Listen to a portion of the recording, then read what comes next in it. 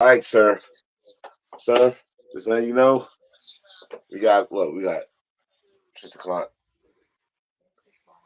We got to end this at 7:45. Can we do it though? That's the question. Can we Yeah, do it? yes we can. And we are All right. live. We are live. Oh, we are live. Hello, people. Hello, children of the world. How you doing? We're back. Like we never left. Yes. And let's get through the bullshit and let's have the monkeys with our themes. Yes.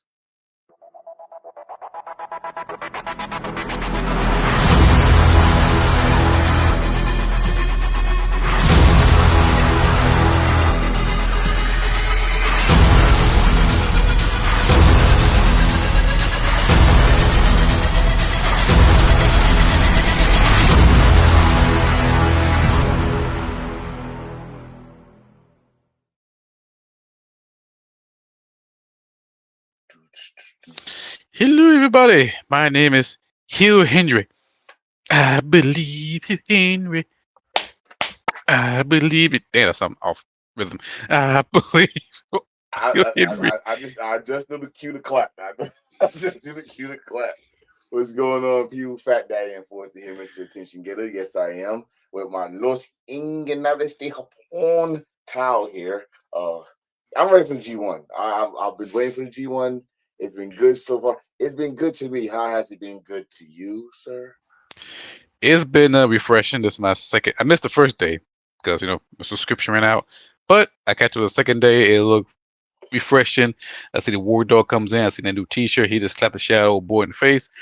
Um, Ooh, excuse me. yeah. The G1 climax looked pretty fresh. Yes, That would be the best word to describe as fresh. best No word. Okada, no Tanahashi.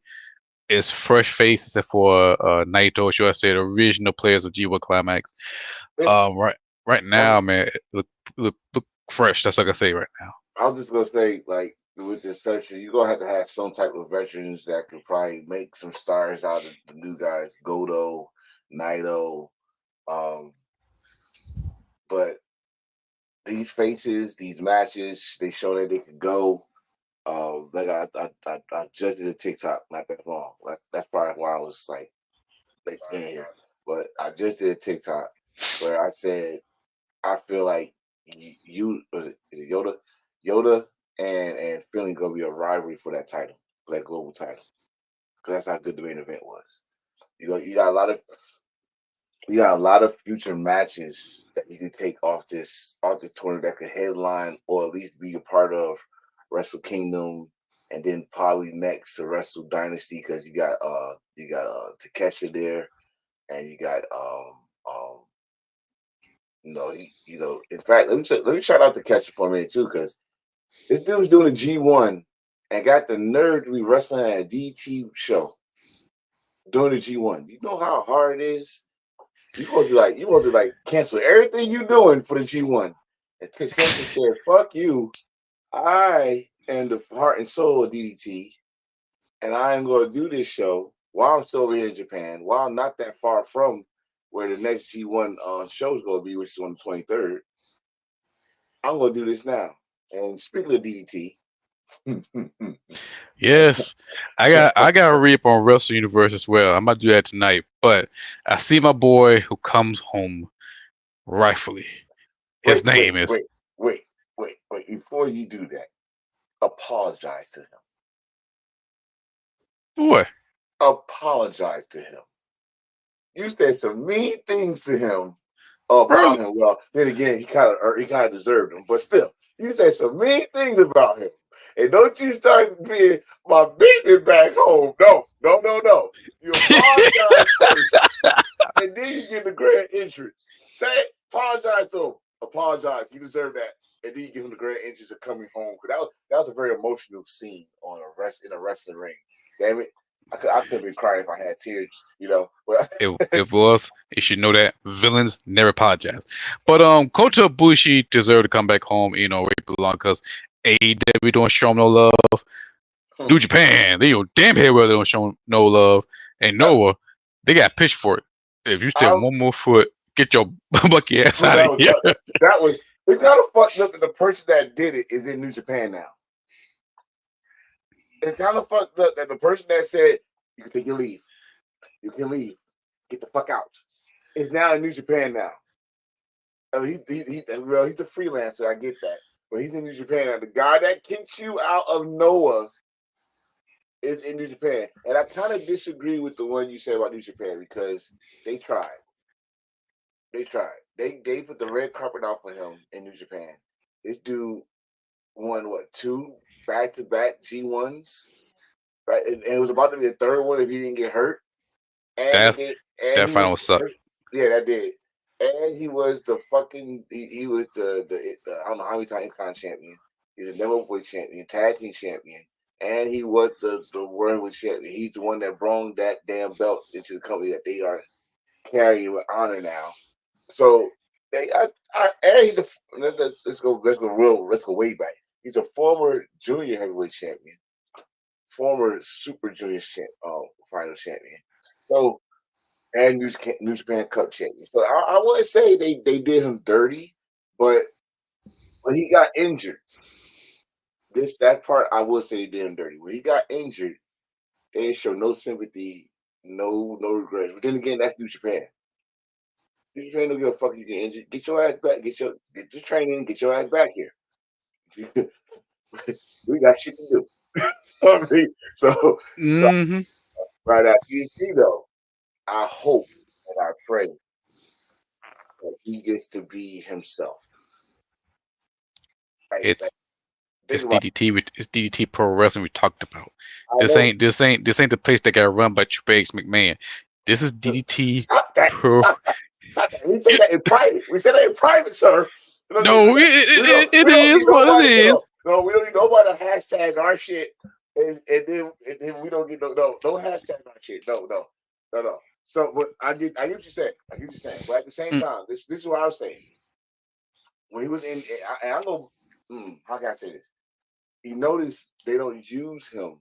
And I'm talking about AEW here. They don't use him because Kenny is not there. Kenny's not there. So if Kenny's not there, we don't really need you here, you know. Don Callis not going. I mean, we're not gonna get the match I wanted in AEW. Is him and Takeshi 1-on-1. You know, we might get a DDT now. Exactly. We might get a DDT because it's a video out there where they actually had to force Takeshi and Kota to get in the group picture they took at the day they didn't want to do it. They pushed they pushed them in. It was so funny. But no, I just hope and pray he gets to what's going on with he gets to be himself, because it's like he still want to be that guy that was in DDT Pro Wrestling. If you remember his last match in AEW, he rode that damn bike down the road. Oh god, the Yakuza street fight. Bro, that's the most DDT shit that AEW have ever done. Yeah. Bro, I say this: Kota Ibushi and DDT Pro Wrestling. It's like a legend coming back home. And right now, DDT is up and up, and I wait for that Peter Pan later this month, probably this weekend, I think. DDT is on the up and up, and they're the same boat as TNA. And right now, both companies look great. Now, for AEW, on the other hand, they on up. I'll say this. I say this about AEW, and I'll give a fuck if AEW Mark get mad at me, but it's the truth. They consistent. That's where they at. They're not up. They're not down. They're consistent. What I seen last night. Well, I ain't gonna say last night. I was just watching it. Like at the same time, I'm learning something from you, sir. I'm learning something from you. I'm multitasking. Collision and G1. But the place they was at last night.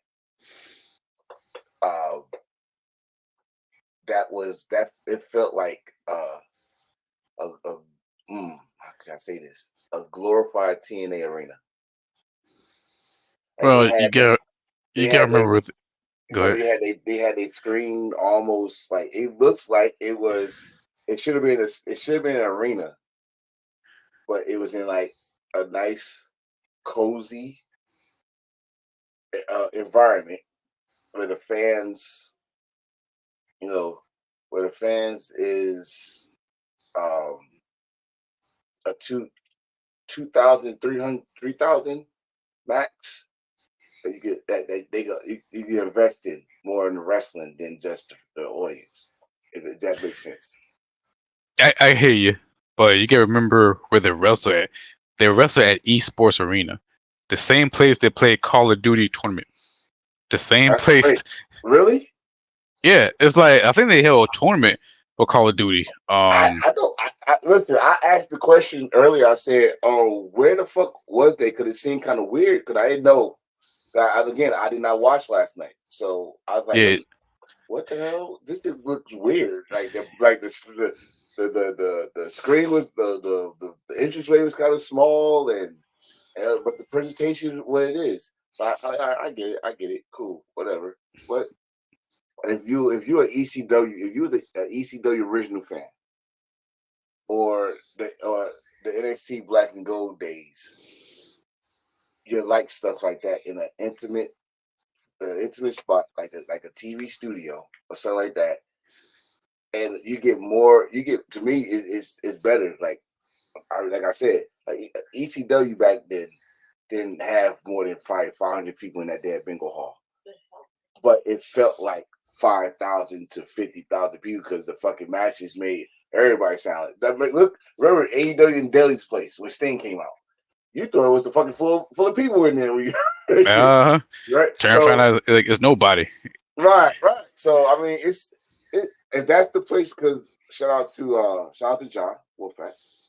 He said that I guess that's gonna be the residence for Collision. Nah, it's a one time thing because, like I said, you got Call of Duty Championship tournament for the past weekend, and then after that they got to go somewhere else. If they decide to go a smaller arena like back in the day in WWF in the 90s, aka 94, I think it'd be a good spot for AEW because you try to do a big arena, you have a bunch of empty spots throughout the whole night, and you know some dumbass gonna push that shit. But if you host it in a smaller arena, the cheaper route, I think you're gonna I think you can feel the arena much more better. Now Yeah. you want to do a big pay-per-view event, that's where you should do a big arena. Yes. Small arena, TV show, big arena, pay-per-view. Yes. And there's some bigger rumors about a big event take place in Dallas, Texas. Try to fill up a big ass stadium. They will pull it off. I believe it. I believe it. I when I saw it, I posted it, and I said, if they could do Wembley Stadium, take the great. I still call it Jerryland. I don't call it Cowboy Stadium. I call it Jerryland. It holds 100,000 people, and don't tell me nobody, no wrestling fans can't fill that place up because WrestleMania was there, and everybody forgot WrestleMania was there. Now the numbers that they put out, I don't give a shit. I don't care if it was the record breaker, whatever. Wrestling was there. They could sell it. AEW can do it. Oh, Tony debunked it already? Damn. Willis. Wildman Willis says they debunked that rumor. I wish they didn't though. I wish Tony didn't. I wish Tony didn't debunk it because if he would have kept it going, the momentum of that. Listen, Jerry Jones loves money. Tony got money. Tony wants to bring money. It would have happened. I think it would have happened. I don't know what other stadium that could do it though. Come down, Columbia, South Carolina. I'm sick of tired. I'm sick of tired, y'all big ass promotion bastard not hosting no damn show for South Carolina, you son of bitches.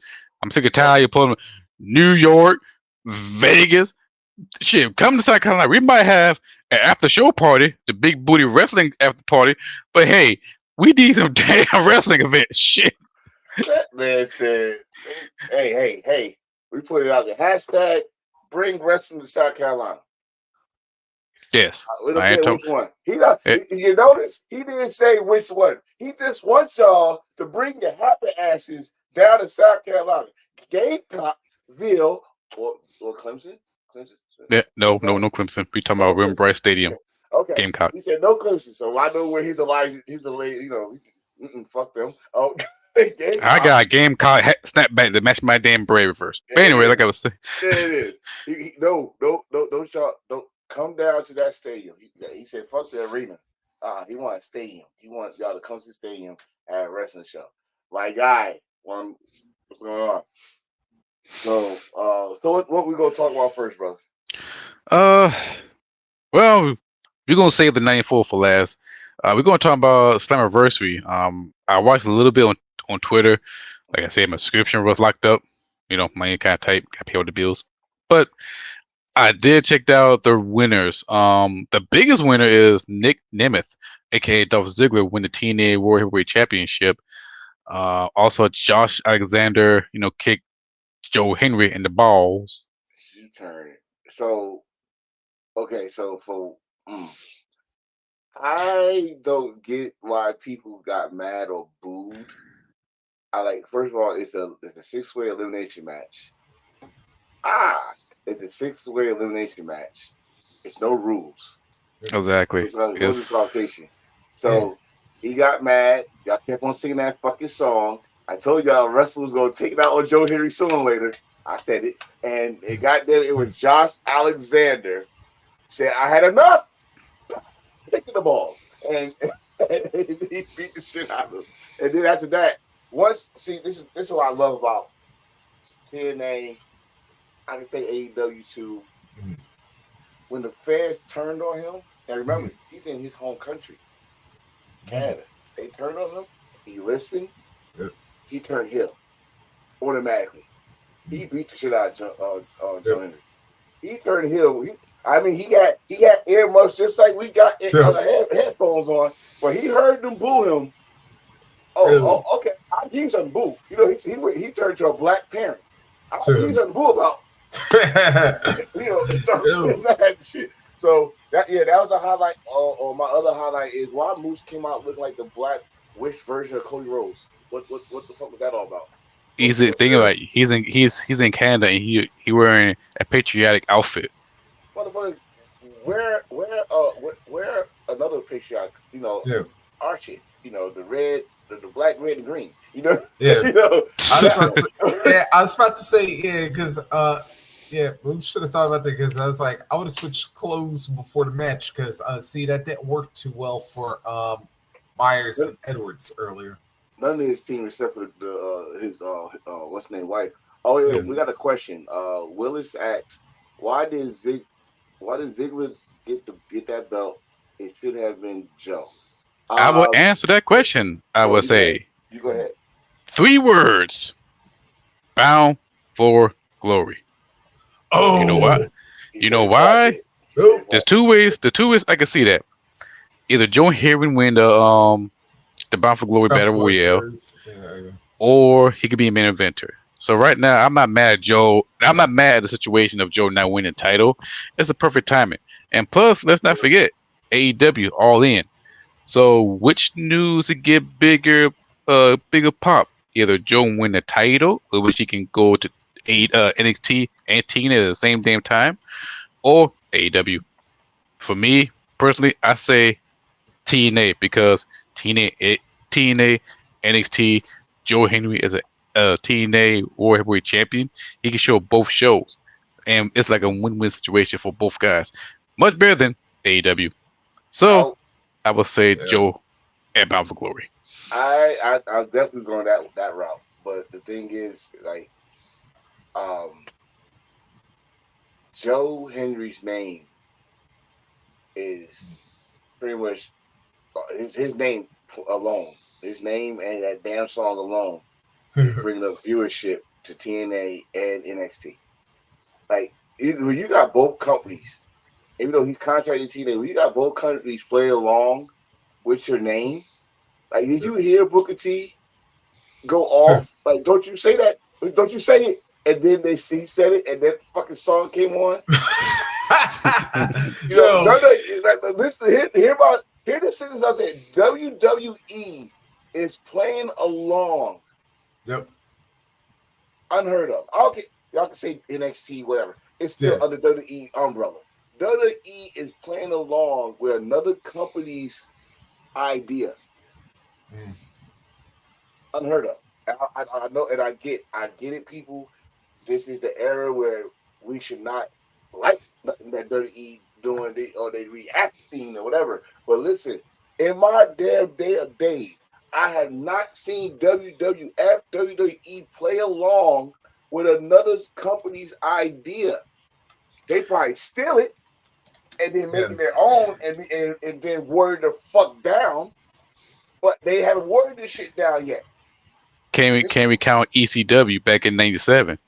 No, because they stole it and call it Attitude. Yeah, I went Paul Heyman. Attitude. Remember that? Oh yeah, no, before Survivor Series. Right. Yeah, they can't steal this.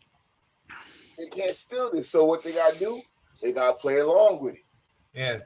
And wait, what's the name that they have for this? What was the protective portal or something like prohibited portal? I call it the transfer portal. I think of college football and shit.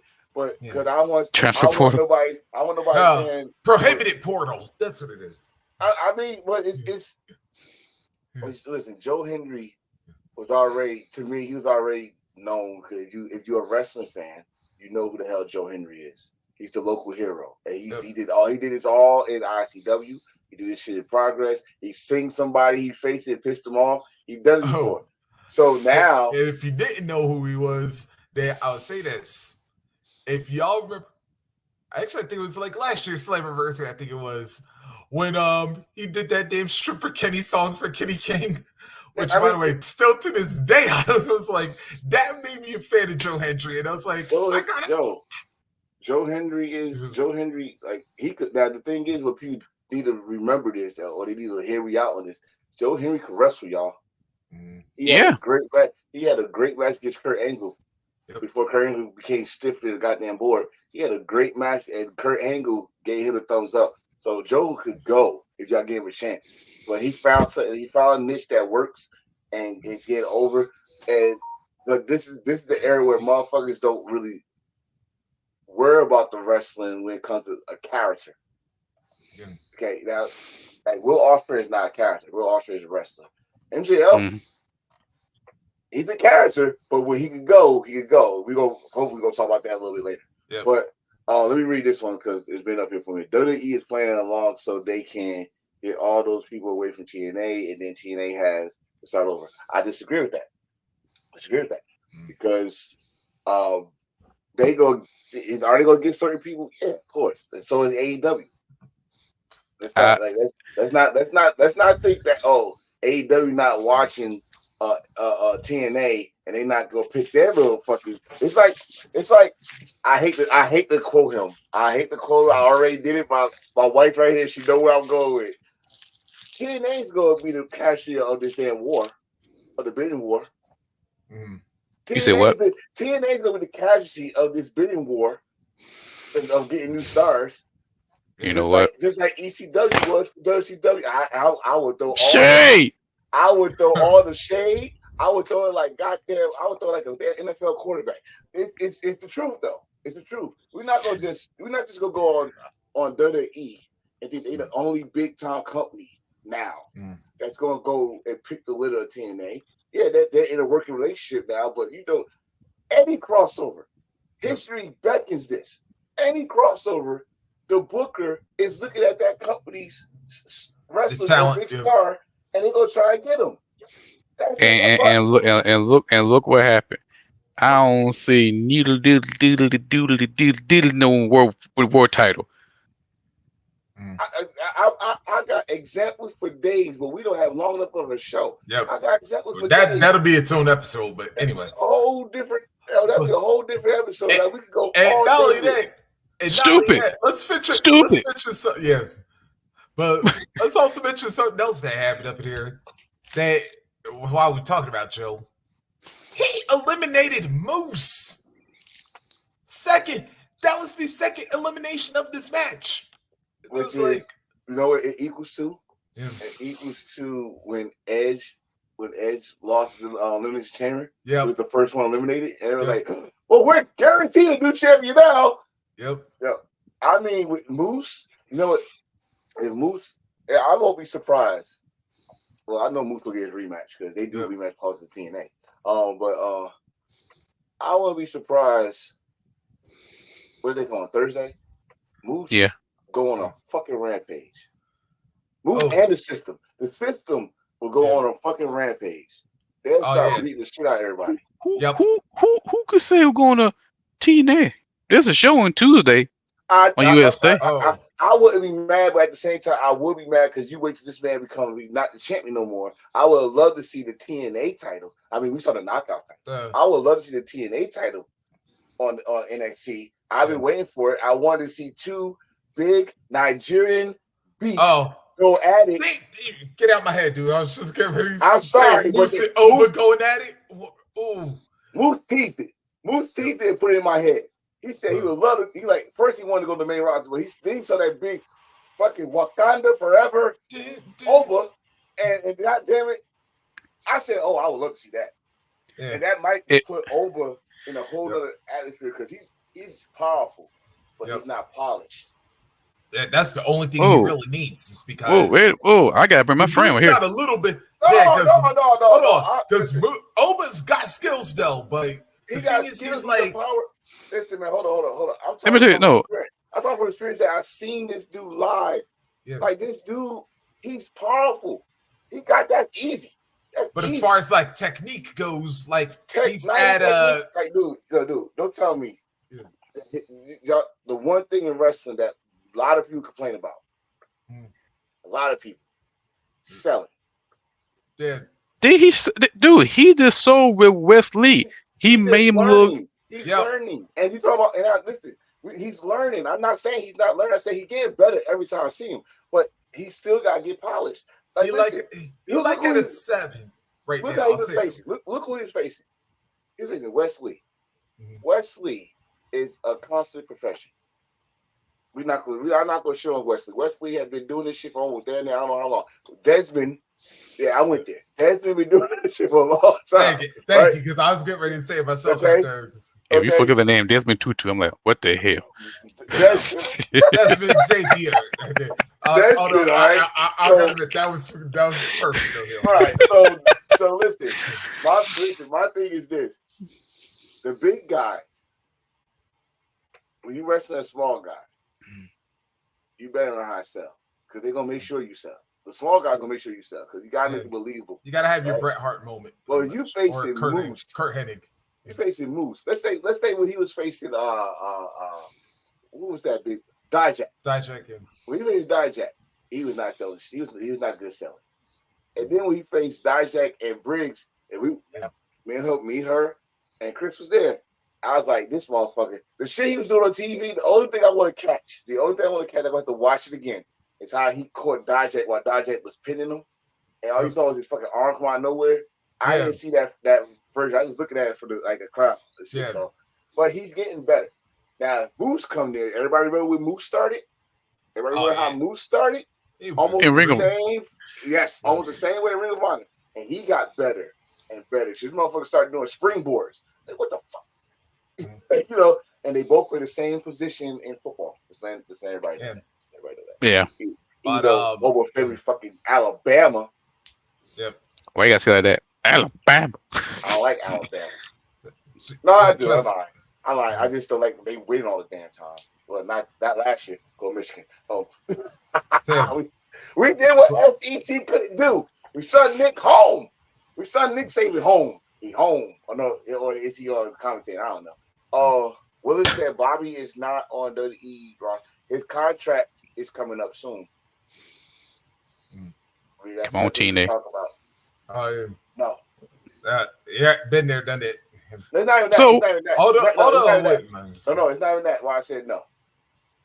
If Moose was still champion, I would love a nostalgia. Ouch.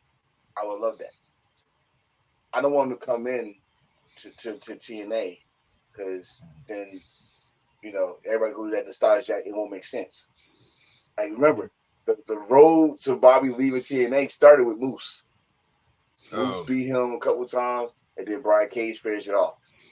But I know it's gonna sound strange, fellas. I know it's gonna sound strange. I'd rather him go to AEW. I said I know it's gonna sound strange. The reason Yeah, Also, why, I actually I actually ride with that one. I can only actually ride with reason that I no, said fuck this- no, no, fuck no. Listen. The only reason I said that is this: he done everything in TNA. Everything. I don't care if you call it Impact, Global Force, whatever the name was. He done it all. Multiple time champion. Fucking every damn title. Remember he was considering the Knockouts title for a minute when he looked at it. Don't think I forgot about that shit, Bobby. You know, but if you go to AEW one, his name is bigger than mostly everybody. Mostly, I said not everybody, but mostly everybody is AEW. Two, challenge. Let's see how good you really are, Bobby. Let's see how good you really are. Can you catch up with the speed of AEW? And that's the challenge. If you go to TNA, they go freaking hand them shit. He ain't gonna work for shit in TNA. They gonna hand them shit. He's a former champion. Look how they treat Matt Hardy. Matt Hardy just got they handed him a fucking title match. Well, he's a legend, but if you put Bobby Lashley in AEW, he must put in the Cupid shuffle because he get lost in the damn shuffle right now. Listen. Bobby Lashley. I'm in there To the right, to the right, to the right, to the right. That's becoming the Black Championship in AEW TNT title now. So there you go. Bobby, you know what? I'd rather see Bobby Lashley and MVP start their stable in New Japan, call themselves the Ghetto Strong Style Club or business. Ooh. Wait a minute. Ooh, Yeah. I really don't got that. Hold on, put a big screen on yourself for that. You're fucking Yes, sir. Genius. You're fucking genius, you. Yeah, You know what? ladies I and forgot gentlemen. MVP. I forgot MVP was part of that list too. Yo, that shit. New Japan. If that happens, send him his yen. Yen. Yes. Send him Yep. 3 first-class tickets because Yeah. they're going with him. Yeah, Wrestle Kingdom. Yeah, because right now New Japan needs some help because they're losing. Well, not losing stars, but they need some star powers. And what better way to bring MVP and Bobby Lashley come back home, bring back the Ghetto Strong Style business, Don't forget Shelton. and there you go. Shelton Three- X. Yes. Shelton X Benjamin. But they won't be named Hurt Business, but I forgot Shelton's and MVP's name. I think it was Ghetto Strong Style. Ghetto Strong. There you go. They go there. MVP show on his Instagram. He got his passport paper renewed. Yeah.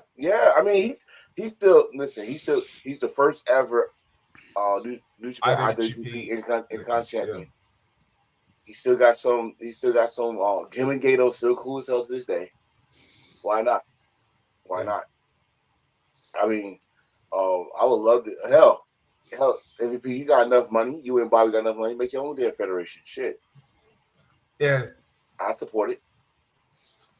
As a Hurt Business fan that still think I got robbed.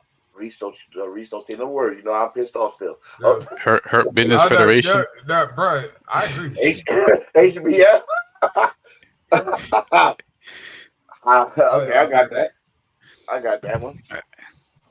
So what would be? I don't know. That'd be WWE.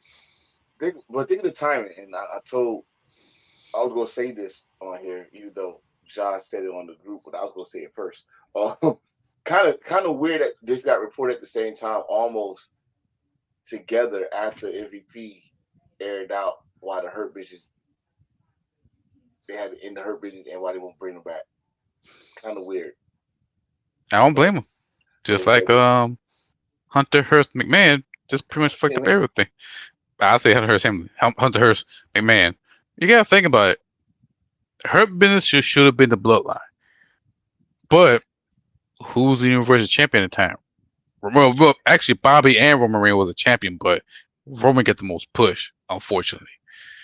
But that should have been War Games, Raw versus SmackDown. Yeah, I know at the end of it, because Drew McIntyre was champion most of the time, the beginning of the bloodline thing, but Bobby won that, y'all should have kept pushing for the Hurt Business to at least last till damn September for that to happen, and we could have had the War Games right then and there. But I know. Somebody gonna say the War Games was not officially in the Survivor Series into the very next year after that. But still, the idea would have came up, and it would have been perfect. I mean, you know how many times Raw and SmackDown had the dominant stables, and they do a camera time. I was just watching this, fellas. I'm not lying to you. I was just watching this WrestleMania 21, the Cabinet and Evolution, JBL and Triple H in. Right. You think y'all couldn't do that? Y'all couldn't do that one time when y'all did a mashup or the combination pay-per-view, and y'all couldn't do that? They had that would have teased us. That could at least teased us. True. At least teased us. We didn't even get teased. Damn. Yeah. Was that ugly? Was that ugly though to eat? Yo, I do got to say one thing though. I know y'all talked about it a little bit, but I gotta go back to the X Division match real quick.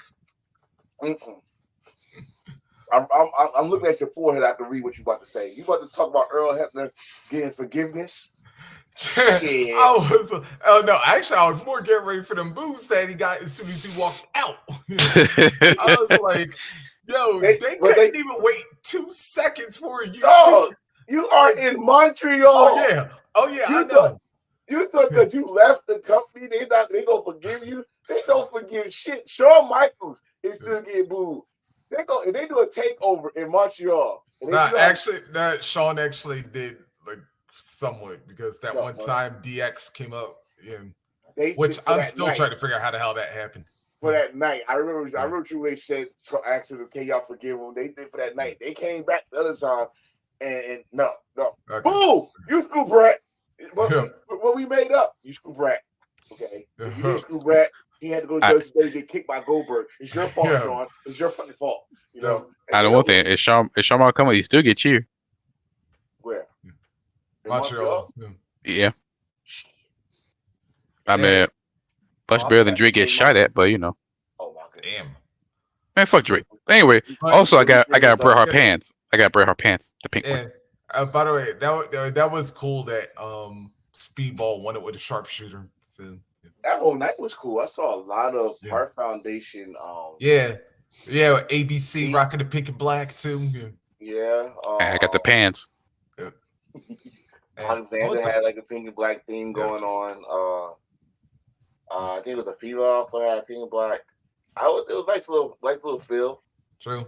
I am gonna say a match I do like from TNA that a lot of people are talking about is the digital championship and the international.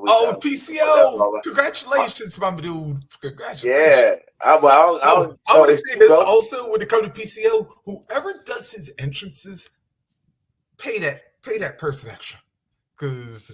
He's what? He's supposed to be a Frankensteiner or something? Yeah, like a Frankenstein hardcore guy. Frankenstein here. Okay, so I do got ex Big Brother, Top Dollar, whatever the hell you call yourself now. AJ franchise, I like to say. Again, stop doing that fucking over the top rule. You need to even glaze PCO. He tried to do the cross country running knee. Stevie Wonder could see you smack your thigh. He smacked his thigh to say that's knee contact. The knee, this is my face. The knee just, and then he flipped on the ropes like he did in SmackDown. And could say, I meant to do that. Aha. Yes. And his fucking foot broke the edge, the corner of the table. You stop doing stuff like that. You're too big. You know what? That's what Michael Cole roasted you. And he's still roasting him to this day. AJ Francis could become the champion for this year. He could be a champion in this year. Okay, so I got a question for y'all. I saw 2 belts. One's the digital, and then the other one was the international Canadian heavyweight. All right, so there actually is a history back to that belt, just for the record. That's what I want to ask. You think TNA is going to make that The TNA Canadian Heavyweight Championship or something. something. Yeah. I mean something. I mean, It could As a be. gimmick. I mean, you took on your pay-per-view Slamversary, by the way, and you have both belts, the cameras on them, and people are talking about that. Why Yeah. not try to talk something and make that a official belt for TNA? Yeah. It might take over that digital media title. I don't want them to, but it might. Yeah. I don't Smash think Fact Hub. Exactly, Uncle Jack. He did not get none of it. Yeah. He didn't get none of it. No. Uncle but Jack. you gonna love him though. Where AJ Yeah. Francis could become the champion. AJ Francis got mic skills. Mm. He got the he especially got that order to hate his ass. Yeah. He got that order to hate his ass. You put him. What's the mid card? Do they got a mid card title? Not the X Division title. I want that. Divisional X Division. Okay, so yeah.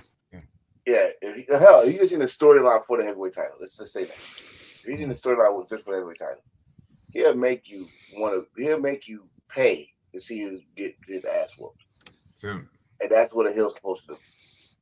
and matter of fact, you know what? Actually, I kind of like that name you came up with just a few moments ago. What, AJ Franchise. Yeah. Oh, I got that from him. He said that. Oh, good. All right. Yeah, he said that in MLW. All right. Yeah, but yeah, just to think go back it's to the Canadian Championship, yeah, just give a minor history on this one. Yeah, this is a championship held by the likes of the late Dino Bravo, Rick Martel, Haku, and Samu. Is that Butcher. Stampede? Is that Stampede title? No, this was actually from this is actually a French promotion in Montreal that was started by it was actually started by by Andre. Probably that's why. If y'all ever look at the history, if you go on YouTube, there's a thing called Old School. What is it? There's a documentary series about the old school, and they talk about Dino Bravo. Yeah. And Dino Bravo was he was the main man in Montreal. He was. If I say it now, I should not even say his name right now because I am so disappointed. Oh, Terry. Yeah. Well, he was the Hulk Hogan of Montreal. And just he grabbed him up. I will, but see he kind of like the Pop Smoke of Montreal. If you know, you know. I don't know. I still don't know who Pop Smoke. I know who he is now, but I did not know who he was. If you know the incident, you know what happened. Yeah. Actually, Loot International. Yeah. Yeah, it was actually a competitor of Stampede and Maple Leaf Wrestling. So. Okay. So it makes all right, cool. Yeah. But Slamversary was all right. Now some people. You're right, Uncle Jack. Yeah, read that. What happened? Yeah. That's what we were talking about. We just didn't, want to bring it up. You know what happened, right? Yeah. He watched the TV and they interrupted his TV time. Yeah. He didn't get a chance to eat his dinner food. So, they were very rude of him. Hey, you bring your black ass over here. We know what happened. Oh. Okay. But yeah, Slamversary was dope. God give TNA the props. Although I was kind of hoping that I would have laughed if Kazarian actually stole the championship from Nick. But anyway, Nick, congratulations! I'm glad you got the championship. So it's 20 years to the day. Yeah, he won the TNA title. Hopefully, and I'm serious when I say this. I am not joking, but it might come out like I'm joking. Don't get kicked in the head. Yeah. Let's enjoy this title run, please. Yeah. That's right. Y'all remember, right? Yeah. I don't remember. His title run ended on a kick to the head. Yeah, thanks, Shaq. Anyway, but congratulations to him. Congratulations to Jordan Grace. Yep. Congratulations to ABC, the new tag champions. Congratulations. Three time. Is they still Bullet Club? Shit, I don't believe even so. know. Nah, My wife says yes. they I say haven't they seen say they Bullet still Club. are, but yeah. But they need Where? to bring their ass to come down. Yeah, these bring their ass to Japan shows or something. Yeah, it's been a while since they last rolled with them, but Right. So you know, I just thought of something new that if you think about it, really, the system is kind of like Judgment Day before WrestleMania. Because the only person with a championship is Lee Chanel. I wish I could just take your camera off and say that shit. How dare you? Don't worry, I got him. I only meant by watched her. That is not shade because damn it, because listen, we already got female member of the group is the only one with a chick. That's why I said before WrestleMania because remember it's a tag team title. Oh yeah, Come I on forgot about now. that. Yeah. Come Also, another thing, we ain't see no cheeks, or a little bit. But. Hold on. Live. Tasha Steele. I love you some Tasha Steele. That is all. Of course you do. Once you see, he will give that. You gonna give her that Bruno Sammartino bear hug. I did already. So you committed on the front of millions of people that you give her a Bruno Sammartino bear hug in front of my wife.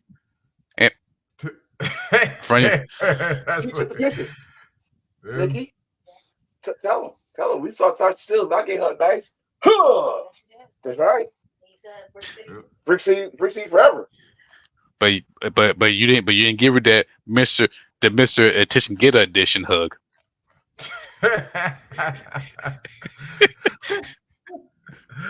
Oh Lord Jesus, what have we done? Yeah. Anyway, this ain't Candyman. You ain't just. Shh. Anyway. No. G1, y'all. So what we got next? G1.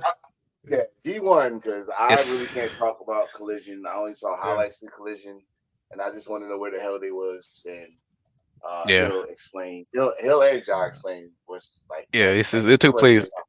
It was pretty much a build-up show. We seen the debut of Hologram, the Lucha Libre wrestler. He did his thing. He win the match. We see new trio tag champion, the Hierarchy, Christian Cage, Luchasaurus, and Patriot, the Hierarchy, Patriot. Yeah, Patriot. You know that's why that trio team suck ass. I don't remember the damn name. But I don't like the decision. It should be the Bang Bang Gang.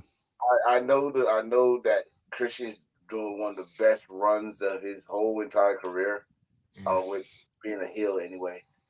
But I'm not with. I think the Bang Bang Gang should have been the champions. I think that match should have been for pay-per-view. It's the thing.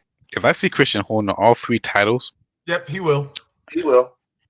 Bro, I'm like, he already started last night. No, is he gonna hold all 9? Yep. Oh, here I'm done. He's gonna be like what you call it? Ultimo Dragon. Ultimo Dragon with a Canadian version. Someone, Uncle Jack said, "Were any of y'all into tape training back in the day?" That's how I got to Japan and ECW. Yep. Mine was different. I watched some of the Japan matches through. I show my age. What was it? You're a military brat. Yes, I know that. But I watched there's a WMV of website media video. They show little clips each in one of them. That's how I got to watch New Japan, Big Japan, Bloodiest Match, ECW, all the old school matches through the internet back in the day. So that was my way to watch it. I think I had a tape that was named that, which was basically for FMW. And all the bloody matches over there. So the trade tapes, like I said, by New Japan, All Japan tapes. I got. I brought. So this is how it starts. And then we just got smart. I didn't trade shit. I just sold them. I had two VCRs. I recorded the tape that I brought, and I sold them. But he said, "Help me out, I did take trade even work. So if you go to wherever store, like I said, I had a comic book store named Fortress of Solitude in Newark, downtown Newark. I get one tape. I enjoy it. Then a partner of mine, he gets the tape. He's enjoying it, and we swap. It's like oh, now I'm showing my age. It's like when you had a Nintendo game. If you had Techno Bowl, and your friend has, I don't know, Super Mario Brothers 3. Your mom didn't get you Super Mario Brothers 3, but you're like, all right, I'll let you hold my Techno Bowl if you let me hold your Mario 3 for a week or two, and then you trade it back. Yeah. Make sure you take care of it, because your mom was like, "Pay all that goddamn money, you gonna get that?" Listen, I'm black. You know what I'm saying? So, yeah. That's how I was back then. And then I just got smartened up. We recorded shit and we just sold, and then that's when DVDs came out. Just took my money. So yeah, there you go. And like sometimes it was even like if you wanted to get familiar with the like older promotions, like if you knew somebody that recorded like AWA or like Stampede or anything like that, they would also do that, which is as well. Yeah, if you let's say you order WrestleMania and you got some of those friends that couldn't order, they couldn't come by and watch or whatever, you take the pay-per-view, let them watch. Yeah. I would take that, but it depends on how friends you got. But definitely honest. Oh yeah, they definitely sent them like not only cross country, but they sent them like cross continents and stuff. Yeah. I'll let them buy my WrestleMania 20 DVD. I was in junior high school. Shout out to junior high school, and it was a book version. So I give it to my friend Christian. I don't know where she at right now. Let her borrow it. Then she let the Taiwan. He got it. One with a Hot Wings arm. Yeah, I said fuck him. But and then he dropped my WrestleMania 20 DVD. And I ended up cussing her ass out at school. And I really want to whoop his ass. I don't give a fuck he's disabled or not, but fuck him. But anyway. So, but WrestleMania 20 got scratched up. It is good. No, fuck that. Bring your black ass over here. You can hear my damn story. So we don't have fuck all that. If you damn right. I don't cry. If you scratch up WrestleMania, you normal to me. Yeah, especially WrestleMania 20. I don't give a fuck if you got a hot wing arm or you in a fucking crutch or wheelchair. I'm gonna super kick you. I'm gonna give you a head blade. Well, no, the head blade didn't fit. I give you a cripple crossface. I don't give a fuck. WrestleMania 20 hold dear to my heart, and thank God we got Peacock. Wait. I don't bite people. That's terrible. Why would I bite somebody back in the neck? Nah. You know how she's the. Oh yeah. Well, if I did it, his arm would be back to normal. But like I was saying though, WrestleMania 20, that's my heart. It hold dear to me. But it worked perfectly fine now. But thank God, Peacock, I could watch it normally. Hey, Tom, were you at that one too, or are you just only a 10? Hold on. I'm just thinking of this dude just said his arm would be normal. Anyway. No, I was not at 20. Okay. In fact, I just got home from the Navy that summer of 03. So I was like, nah. All right. Right. Hot wing arm, right? That's wild, bro. Hashtag hot wing arms. I was gonna tell you why he pulling the crossface, like the crossface. You know what? Wing, you know what? I was thinking about that. I was like, now that you mentioned hot wing door, I was like, thank God Terry Taylor did not use that when he was the right rooster. But that's I tried to shake his hand, but his hand was stiffed up. I didn't know he was disabled. I didn't know. Oh. The hot wing arm dude. I didn't know his. I tried to shake his hand. His hand is so fucking stiff. Wait.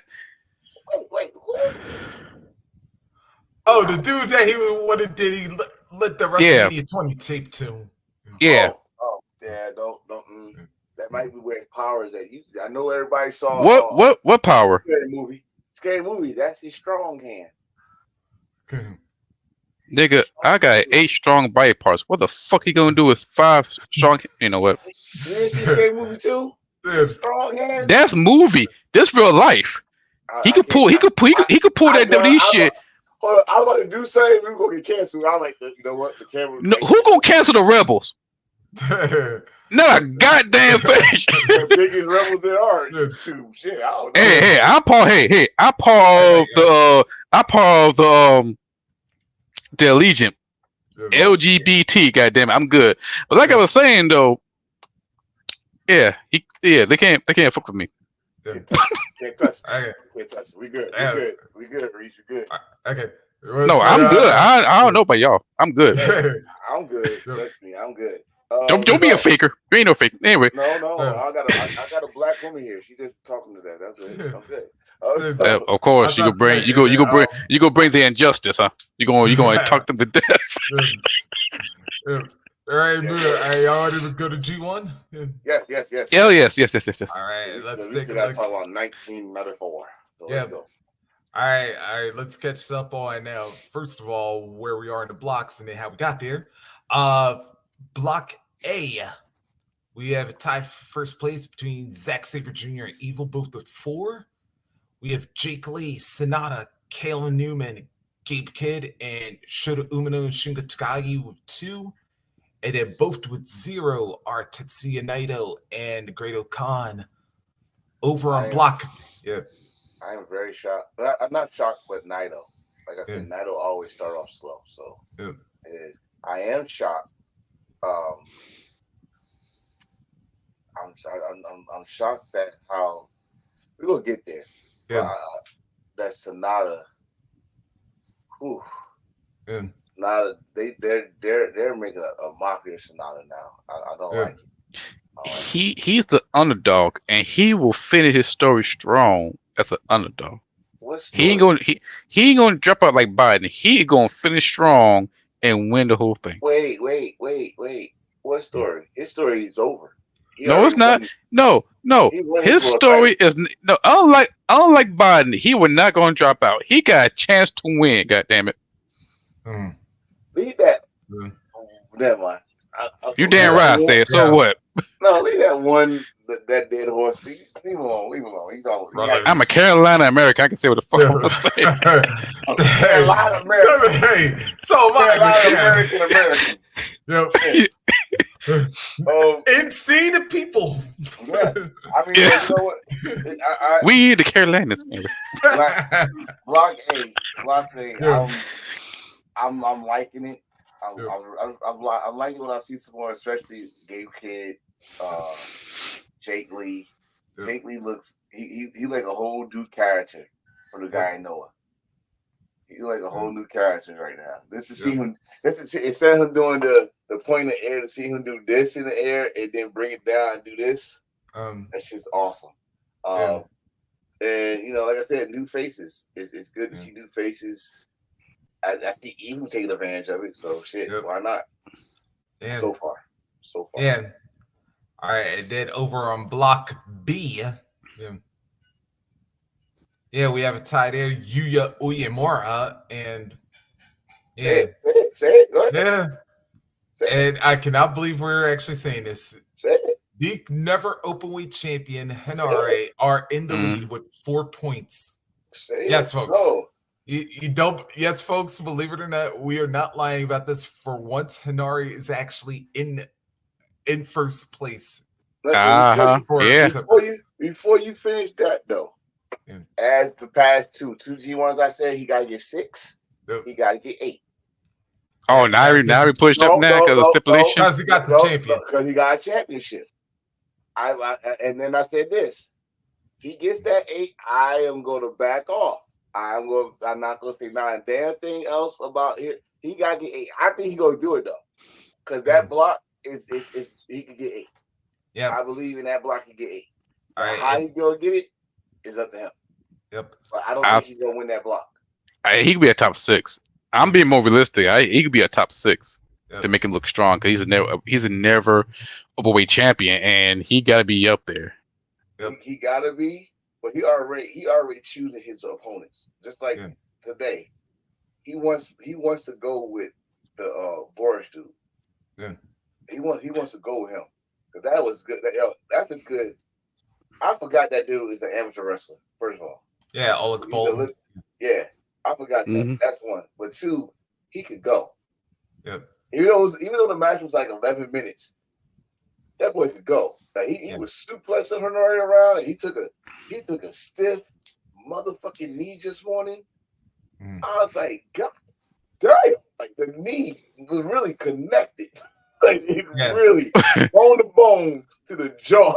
I was like, God damn. But no thigh slapping. And none needed. None needed. No needed. You don't need his face. Yeah, his it's face. Oleg. Yeah, So- Oleg definitely puts the heavyweight. Because I'll tell you what, he's a big boy. He's a big boy. Yeah, he looked like he go. Yeah. Matter of fact, yeah. Hill, what's your damn term? You gonna call him Big Back Bolton? Yeah. Well, he can be the Big Back Club. He can be the Big Back Club. The BBC. BB. Nah, he'll be the new Triple B. No. Pause. But you say it, then pause and look at him. You just said BBC. I'm like, bro. That's what I said. I didn't even catch that too. That's what I said. BBC. And I looked at you. And he'll call on quick. Like he wanted to say, he's like, wait a minute, motherfucker. Hold on. Wait a minute. No, we're not doing this. No. I froze them. That was a little bit. That was smooth, Enforcer. That was smooth. Yeah, that's that. You take that foul play right there. Carolina, come on. He got that one. Yeah, he got that one. That was slick. That was slick. But that's gonna be a match. I got him. Defense points. Yep. No. Let's see. We got Oleg with 2, Jeff Cobb with 2, Takeshita with 2, Yoda Tsuji and Ren Narita each with 2, and then Zero with our El Fantasma, David Finley, and Hiroki Goto. Hiroki Goto's making stars. That match he had with Shooter today was an awesome match for Shooter. He really needed that win. He really needed a win, period. But that win definitely. El Fantasma need to wake the fuck up. Your friends left you. Okay, boo-hoo. All right, you're the last member of the God squad, whatever that was. Get over it. Get to work. And you sit in the corner. Oh, my friends left me. Oh, boo-hoo-hoo-hoo. So what? Get your ass together. Now make yourself a star. Pull a Triple H if you gotta. 4 years ago, my friends left me. There you go. Pull Triple H. Not the Booker Triple H, the wrestler, the character, the guy that became one of the best. I mean, and don't go marry Tanahashi's daughter or nothing, but that would be crazy. That would be fucking crazy. But does Tanahashi have a daughter? I think he do. How old is she? Yeah. Okay, listen, don't go R. Kelly on me, goddammit. Oh, we don't mind her. Yeah, no, they don't like us. No, don't do that. But the B block is wide open. The B block is wide open. I wouldn't be surprised if Hanare is won the Final Four. Yeah, you heard it here first. Hanare, Philly might make a run. Yuta had a nice promo today. He's the main event today. He had a nice promo. He said it's not Shingo you need to worry about. It's not even Naito. It's my time. Yep. So you got to remember, LIJ, even though they have faction together, they're very competitive. Yep. Did you just say my time? That's what he said. Yep. He said that's what he said. That's the word he said. Yoda the game. That's what he said. Okay. He said my time. Yes, I did, and I didn't do that face. I just did the song. That damn. Yeah. You know what happened? The original, not no Lemmy, but it don't matter. It's all about. Yeah, if he says my time, I can see him winning or Sonata, because you got two. One's a current member of LIJ, another one is a former, and they want Naito like John Wick. Like that, there, Force. Yeah, right. Shit. Listen, I don't want Sonata nowhere near the G1. Yep. So much hatred. So much hatred. It's not hatred. I'm pissed off, but it's not hatred. It's just that now you did the work. You got the World Heavyweight title in your resume. Yeah. I don't want you to win the G1. Maybe let me see what you got after Wrestle Kingdom. What kind of stories? What Judge File guys going to do? After Wrestle Kingdom? But let me see what Judge File guys can do, because now y'all about to be close to a joke. With the exception of what's the young man name that just beat Goto today? Goto. Uyemura, yeah. Uyemura, him, and Doke. Because I'm still in the wave that Doke beat Desperado for the junior heavyweight title. Speaking of Desperado, side note, Desperado had a fucking hardcore match in DDT. And again, I'm going to state this. Why is he wearing a mask? He looked more demonic without the mask. I wish I could share the picture on here. I got that. But if I could share the picture, he looks more demonic without the mask, with the contact and blood going through his face. He looks. Oh, stop. I mean, at least he ain't no pretty boy. True. I mean, he could be. I mean, but he said, "No, I'm hardcore. You gonna see my blood." And I'm sorry, that shit was dope. But that's the side note. Yeah. B block is wide open. A block is wide open. This is a good tournament. It's fresh meat. Yeah. It's fresh faces, and that's all I've been asking for the past 5-6 years. Yeah. Some fresh faces. Yeah. Go ahead. If you watch the history of G1 Climax, they show on New Japan World before the tournament. Mm-hmm.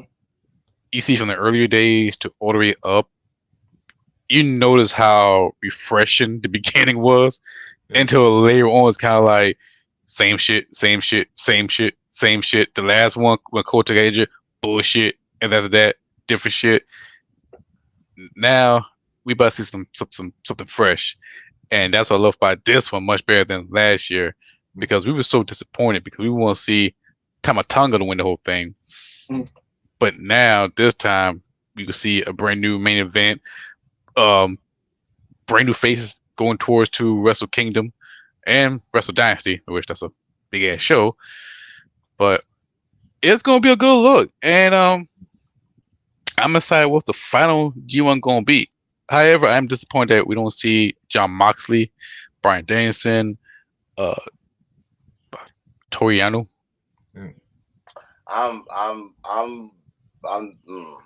Let's see. We already saw John Moxley in G1, so I'm not mad about that. I am mad that Daniel Bryan was not part of this one. This is going to be his last. Yeah. Yeah, especially after just winning the Owen, but then again. Yeah, that was a good tournament. You can't say he don't know how to do G1 because he did a Continental tournament. That was pretty much true. A G1 style tournament, round robin tournament. So he know how to do it. Has he even done the New Japan Cup much? No, he didn't do not one to. I think he was on Noah. For the N1? Yeah, I think he was in not the N1, but the junior one. They call it. I think he was in that one a long time ago. But he was not in none of the Japanese New Japan tournaments that I know of. So it would be great to see him on his last run. Get that out the way. Since you want to wrestle so much, there you want to be strong style toughness. I would love that. It's like rappers and wrestlers. They don't retire. Oh no! I don't even think he's gonna retire. I think he's just gonna be part time. Like he said, I'm not doing a full time schedule. He never said retirement. He just said I'm not gonna do a full time schedule. Yeah, which is weird in AEW because honestly, a lot of y'all don't do full time. Not AEW because y'all be at other places.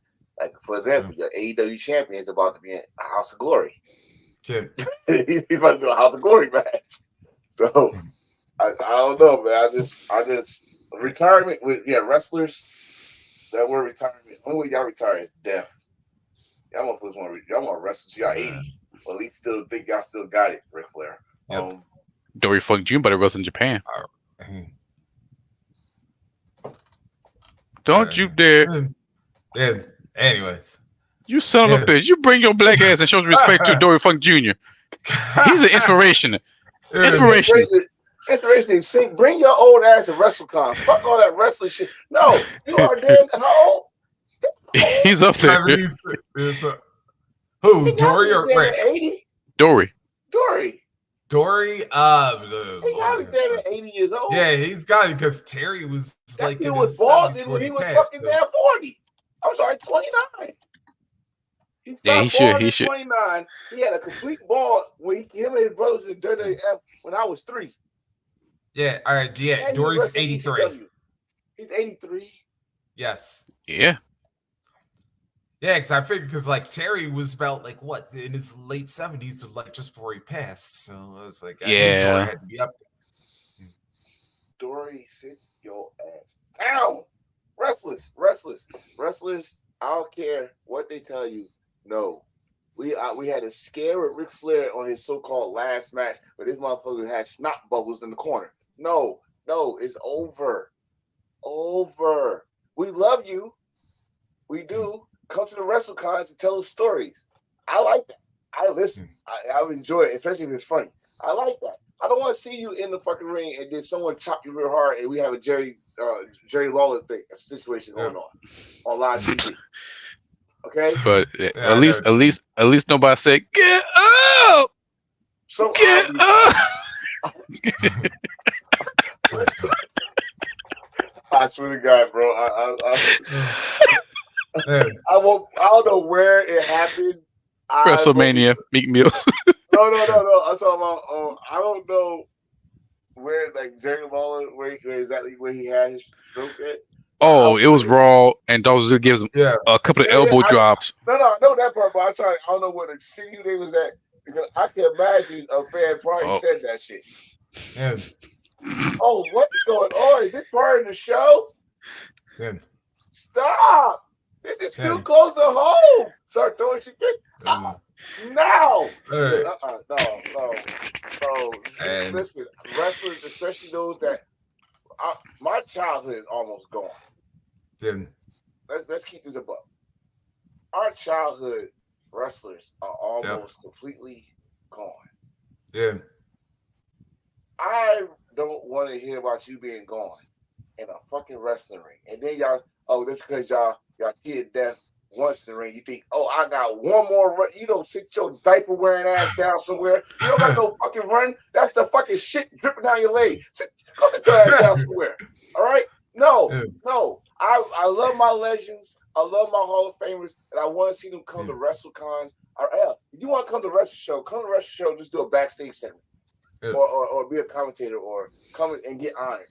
Wrestling, no. No. That's a no for me. Because that's a scary thing about me. And look, even young wrestlers are passing away in the ring. Yeah. Your old ass do a basic move. A basic move can end you. Yeah. I mean, we see what happened with Rey Mysterio, boy at Mexico. Perry Aguayo, he Jr. Yeah. He said one. Hey, Willa, who you talking about? One needs to be going at the last Thursday. Yeah, probably Matt on TNA or whatever. Yeah. But but Matt and Jeff. Oh man, listen. Oh yeah, probably Jeff. But my bad. Yeah, but that might be a whole other story. Even though. Oh no, the hell we. Oh, Terry. Terry who? Oh, Terry. Oh, that nigga, him. No, see one thing, he's not come to wrestling at all, so that's why he did that bullshit. He cut off from everybody because we find out that he fight that black girl who do a beer sponsor spokesman. That was my last straw right there because all of us, all of us grew up around the Hulkamania era. Okay? Yeah. This is why I say internet is a gift and a curse. It's the curse part. Our whole childhood we were sharing for that man. Our whole childhood, someone, don't get me wrong, I don't know about y'all, I know I did it. I ripped plenty of shirts thinking I was Hulk Hogan. Yeah, I did. I made sure every last one of them was yelling. I was ripping the NWO. I was ripping the Hulk Hogan shit. We're gonna get there too. Our teenage years. He was playing some Voodoo Child. In fact, NWO Funkos is right above me. Y'all know I got the NWO title. I got the NWO shirts and all that shit. I even got a Hulk Hogan Hollywood scarf. But then you got wait. You got boa? Huh? You got Hulk Hogan boa? No, scarf. He said scarf. The Hollywood scarf. Yeah. Oh, okay. I said you come out boa then. No. You must call yourself a Hollywood enforcer. No. But see, that's the thing. When I go down to Florida, I always go to Hogan's Beach. They got that. Yeah, if you get the Hollywood weight belt, then maybe. Oh shoot, man! Listen, but I always take a picture by the statue. It's like, okay, I'm going to see that one time.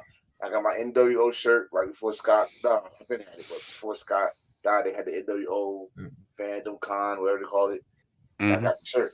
But when you get older, that line that RVD said is true. The older you get, your heroes. So always come out with your heroes. I think Hulk Hogan my hero, but he's one of those that was in my wrestling legends side. We all know who the greatest wrestler of our time, Ric Flair. But he got some baggage and he got some skills in his college too. But he's protected by us. Right.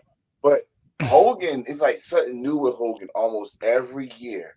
Hogan made a sex tape. Hogan said nigga on the audio. Hogan said he apologized, but the black wrestler said, "Yeah, right, motherfucker." That eerie picture of Booker T looking at Hogan always pops up. Yeah.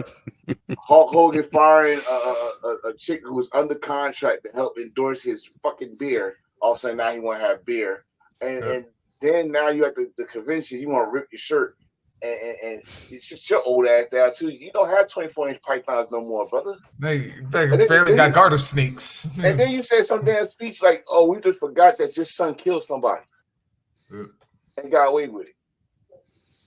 I know Nick just got sentenced. For how long? That part I got to look up again, but it was like I knew if you want to compare apples to oranges, I bet you there's less time than any one of us would have got if we would have done the same thing. Yeah, that's pretty. Shit. In Florida. Oh yeah, it's special. You gonna get that? You get the NT time. You get the NT. Okay, so I mean it's nigga time. Terry. But you're right. Zola. Yeah, he only got 1 Dana year White. probation. God damn it. Yeah, 1 year. probation. 1 year probation. Yep. Probation. That's not jail time. Probation is I can sit at my home and don't do nothing. Make sure I don't get in trouble for a whole year. Technically, it's like a timeout. Technically, I can do what I want as long as I don't get caught. And Willis said Linda and Dan White was at that shit. Dan White is listen. Linda who? Linda McMahon. Linda. Yeah. Well, Linda is still under the umbrella of Donald Trump, and Dana White is a major supporter of Donald Trump. In fact, he did a damn TikTok with the man said in one night, 40-something million, whatever. I don't know. Listen, I don't know why we're talking about politicians. We need to talk about 1994. But yes, that's the year. I don't want to. Hulk Hogan is Hulk Hogan. Terry, no, I'm sorry. Hulk Hogan's dead. What you saw on stage was Terry Bollea. Okay, they just paid him to do that shit. He is Terry Bollea, a Republican man that just came out the closet. So, let's talk about 1994. 1994, the same year that somebody in this room told me I watched too much. Did I say that? Nah, no, not you. Yes, him. Damn you, Reese. But oh yeah, you deserve this too. Because you know why? Why you say that? You deserve it. You deserve it. This is explanation to this one. Because remember that damn match he posted with we talked about Crush facing Matt Hardy in his. Well, I think it was Matt's WWF debut. Oh, and then he was a jobber. Yeah, and then I forgot the line he said for that one. And it was like, I know he's going out for Macho for something for that. No, I said no. We were talking about Tony Storm and an old girl. And I said, well, both come out in the same outfit. It'd be like the Undertaker versus Undertaker at SummerSlam '94. And then you say, I watched too much '94. You son of a bitch. But if you look at if you look at '94, that was a funny reference to me. Yes, but the reason that I love '94, pretty much the '90s, like '94, '95, or '93, '94, '95, the 3P of WWF or any pro wrestling, because during that time it was innocent, which is a hard way to choose for that year, but it was fun to be a wrestling fan. Especially if you're Bret and Owen feud. Yeah, that one too. If you're a kid, in WWF, it was like you watching a Marvel comic during that time because the characters so colorful. The match in the ring was telling a story but entertaining at the same time. Shawn Michaels, the Diesel, the two dudes with attitude, Bret Hart, they feel like they're carrying WWF on their back like Chicago Bulls, and they were like Chicago Bulls of pro wrestling. And the matches you've seen from Monday and Razor too, we can't forget about him. It's kind of like, yes. And if you look at Raw, like Raw was exciting to see, and that's a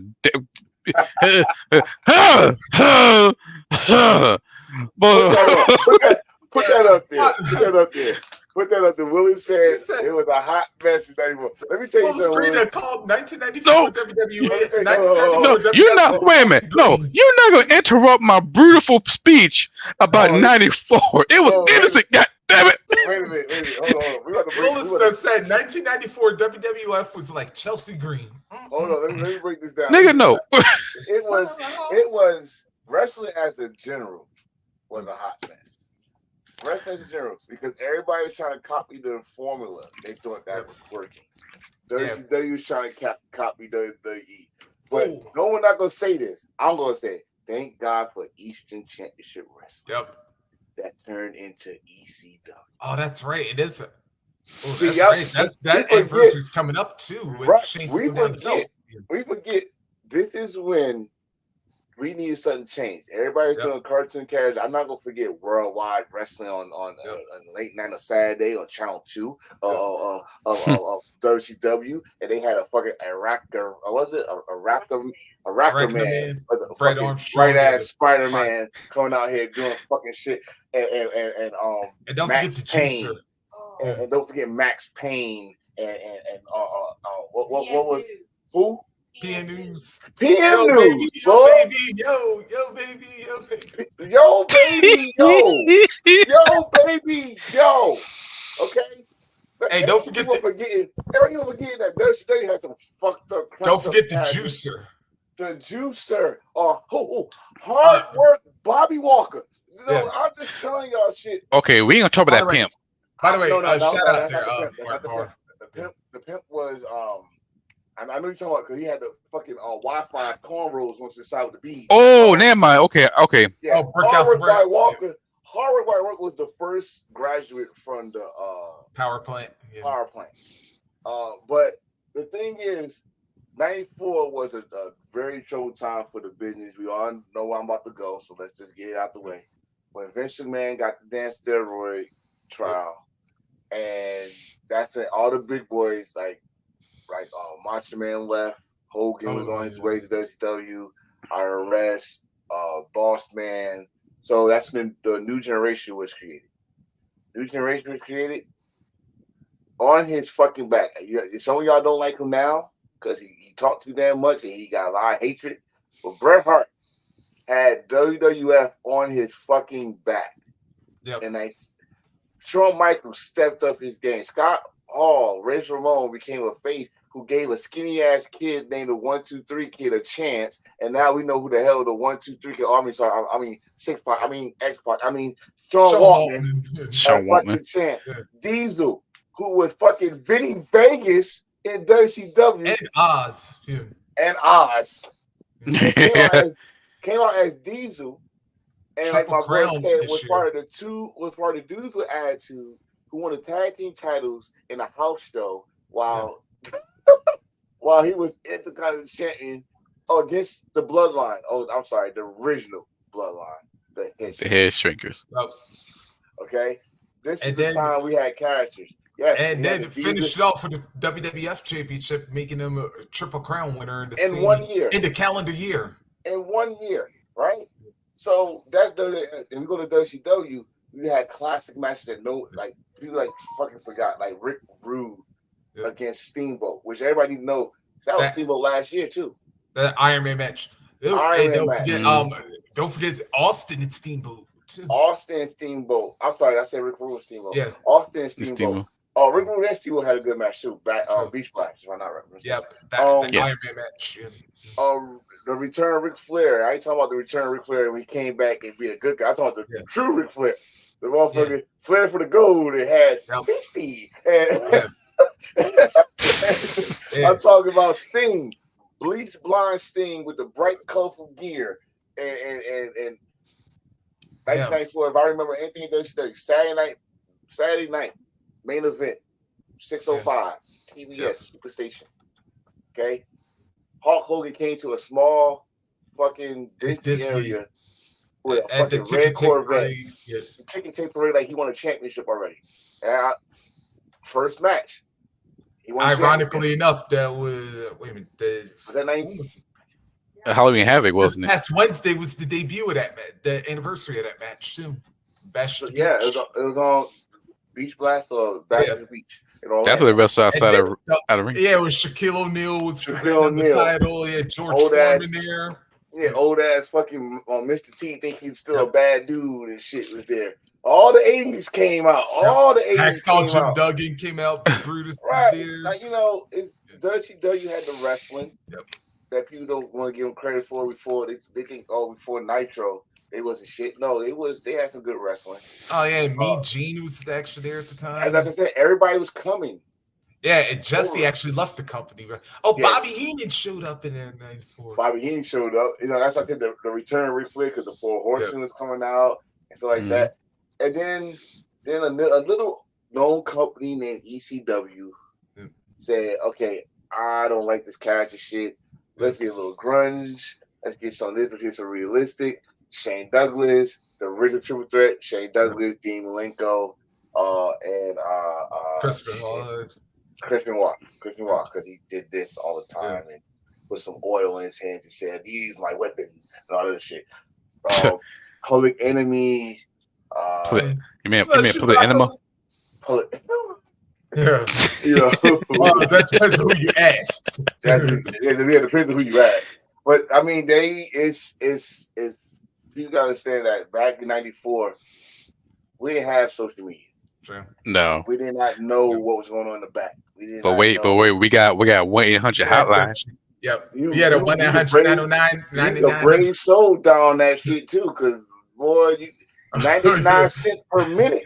Oh yeah, 99 cents per minute. That phone bill come. Again, hold on. We used to get paper I found out the hard way. So if that shit got more than fucking 2 pages, yep. That's right. It didn't even have to be 2. All right, it's like half of 1 page. Who the hell is 900, 909, 999? Who is this? And this shit say fucking $50. Nah, man, I ain't. You might as well just get ready to get your ass. Bro, I got my ass swept in. It was only $5. Yeah, I know. That's all I needed because I should have called in the first place. But it's just that that's the thing about '94 that I think it need to be happening now because the less we know, the better wrestler would be. Yes. The less we know of who contract is coming up or who's unhappy or this that, it was so much better because how the hell? I'm gonna say 2 years later, probably 2 years later. That's when Nitro started '96.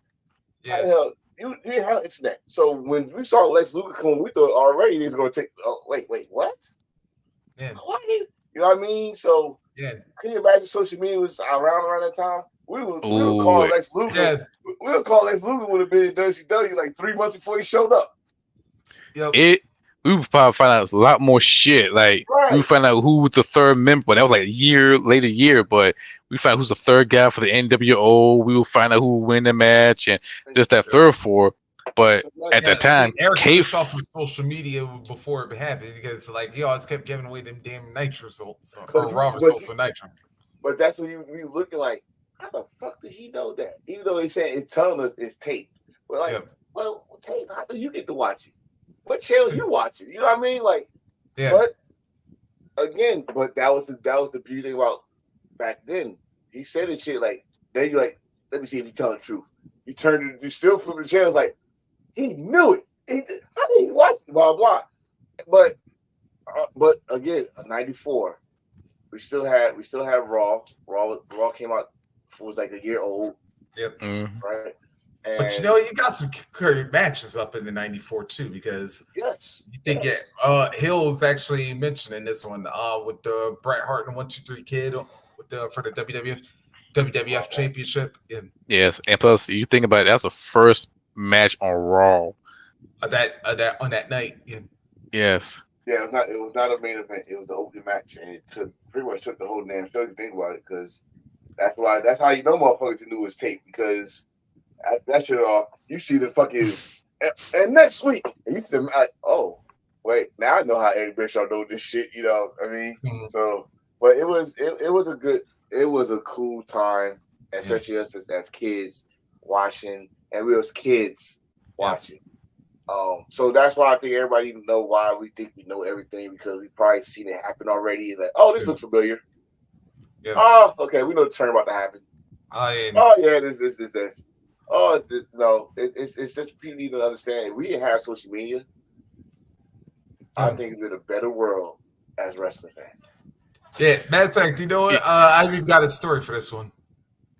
Like, I remember I was like talking to a couple of my boys over the weekend, and it was like a couple weeks before SummerSlam that year. And I was like, y'all, I don't know why, but for some reason, I got this funny feeling Tatanka was the one who really sold to DiBiase, because he was like name dropping Luger way too much. Tatanka is a terrible ass actor. Yeah. Everybody saw that was him. Everybody knew it was him. He was all every time Luger tried to have an interview, here he come his red hair ass. It was you. You sold out. My mama called that. She like, motherfucker took the bag. I was like, huh? My mother said that shit. Motherfucker took the bag. He got the money. And you know what else though? It was like, but you know what else though? They also tipped it off with that because of course for the world famous WWF magazine. I love that. Again, Oh my god! I used to have a stack for the magazine back in the day. Dude, we all did. Listen, I had shit organized like the E magazine, PWI, comic books. Things like records and shit. Like, let's see, I got y'all because if you didn't see the last month pay per view, the results was in the magazine. Yeah. Oh yeah. So I miss those days. But I was like, but there's an article in that. There was an article in the WWF magazine back then. It was called "Scalped by the Fox," and what the story talked about was like Tatanka being in the company for 2 years, but yet he only had that Intercontinental title match at WrestleMania 9, despite being undefeated. He's undefeated. But I will tell you right now, he actually did have a WWE title match. Oh yeah, in Madison Square Garden against Yokozuna, and Yokozuna whooped that ass. Like right before the Rumble. Yeah. In fact, they had the New York City Royal Rumble, and Owen Hart won it. Yep. And I remember that because Brett came back out and made sure that no one screwed Owen. What I really remember about that night was 1-2-3 Kid and Bob. What's his name? Bob Holly. Bob Holly. No. What was his name back in the 90s? No, Spark Bob Holly. Spark Plug. Herman Sparky Plug. Yeah, they defended the tag team titles against the Quebecers. Oh, no, wait, wasn't it Kid and Jannetty? No, you're right. I think something else. Kid Janetti versus the Quebecers. The Quebecers won tag team titles back. But what I remember about it is the crowd did not say 1, 2, 3. No, they said 911. Oh yeah, because he heard it. Called 911. Oh yeah, because he got hurt. Not hurt, but he sold it. I was like, oh my God, these motherfuckers are ridiculous. This is when I found out how wrestling fans are in house shows. Like, you know, when you're a kid, you grow up, you start learning more about house shows. And and that's another thing. They used to advertise house shows on the shows. Yeah, because I know like promos. Oh yeah, especially like with because I know like back in the day, whenever they used to have a show at the Garden, like if you watched it on Fox 5 New York, they would be advertising them. Or if they was at the Spectrum, they do it on Fox 29 in Philly. Or they do it like so. If you was in, all right, I'm in North New Jersey, so they're advertised.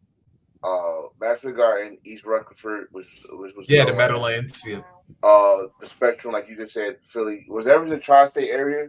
Yeah, they will advertise that Hershey, Pennsylvania, all that. But I found out that's how I found out how you was talking about it. When I went to Virginia, they started talking about the Virginia events, like the Scope and all that. So like, okay, interesting. Yeah, I know. Like a couple of times they even did like Boston shows too, like up in New York. Which is sacrilegious, but you know, it's another story. They did it in Philly. They did it in Philly too, because I was like, I mean, WCW did the same thing. What people don't remember, WCW used to do house shows in Madison Garden. Yeah. And people just like, people like, that's WWE house. No one never go to the Garden. Yeah. They had like the G1 Supercard was the first thing. Like, no, WCW used to come to the Garden a lot as house shows. They never did a show. They did a lot of house shows there. So, but when you got on TV, you could act like that, like because no other wrestling company dared do a TV on Madison Garden. Not one. Yeah, I'd say like one extra thing about like, and plus like one extra thing with like 94. Lord have mercy. I was like, I know a lot of people gave this woman like heat for her looks and stuff. But damn it, when Sherry came out with Harlem Heat for the first time, ooh. You will not disrespect Sister Sherry, all right? Us black dudes in the congregation, we found out. Hey, Sherry was Sherry was cool with the cookout after that point. Yeah. When we found out it was her, and I'm like, Sister Sherry, I'm used to Scary Sherry. Sister Sherry, all right, cool. She came with the glasses, but then of course they fucked that up. Yeah, with this damn. Thanks, Colonel. Colonel shit. And I'm like, oh my God. But I would say this though. I was like, that's what. Because I didn't see Sherry when she was in the AWA till like way after the fact. But I was like, when I saw her in WCW, I was like, when she came out with Harlem Heat, I was like, damn. So, see, that's what I always get it. That's like this should be its own episode too. Why is pro wrestling make some of these good looking women like really ugly when they heels and whatnot? I said some of them. But see, Sherry looked good when she was with Macho Man. I remember Queen Sherry, and she had the wild makeup on, but that's how she was. Yeah, she was good. Shawn Michaels when she got some fishnets, when she was Ric Flair, fishnets, she got some ass. Let me tell you something. I remember that SummerSlam outfit. Hallelujah. Yes. The SummerSlam. But listen, Sherry. People forget Sherry was in ECW too. True. Oh yeah, she was Shane's manager. She was Shane's manager. So she let's talk about that. The 94 was the year of managers. Yep. People forget it was a whole bunch of managers, some good managers. Yep. Harley Race, of course, still Vader. Yes. Jimmy Hart. Jimmy Hart was the Malcolm South with the tag team. Yep. I still don't like when he did Hogan and Bruce Beefcake, but that's a whole story. Spider Ibrahim was still managing somewhat, but Mr. Perry was a year too. I was about to say Colonel Parker was like having. Hell no! I hate Colonel Parker to this day. I hate that racist bastard. It looked like, let me tell you, boy. Come on now. Let me tell you. I was like, whoa. Oh yeah, wait a minute, I forgot about that. Boy. You said boy. I mean, he said that. So listen, he had Bunkhouse was Arn Anderson. Bunkhouse, Arn Anderson, and then he brought Terry Funk in the fold. Yep. I never go forget they beat the shit out of Dustin. And when he had Ming, don't forget, Ming. Oh yeah, Ming was the bodyguard.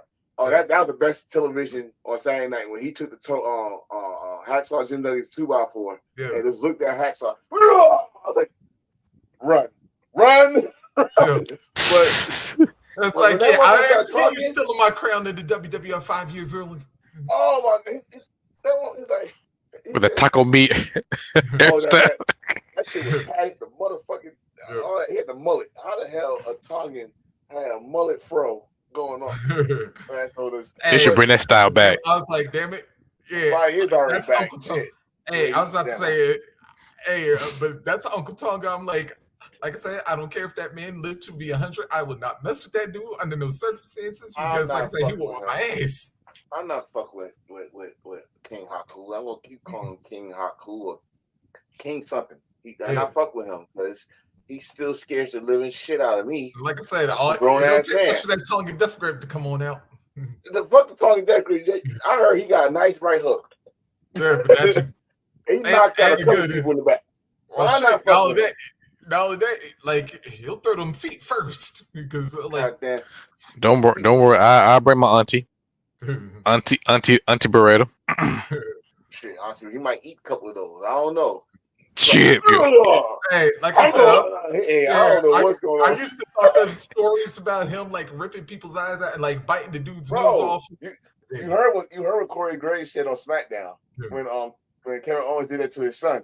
That's what his father would have done. Like, he said he would do that. Like, I was like, I was like, I mean, 94 managers, like, Colonel Parker did his job because I hate his guts.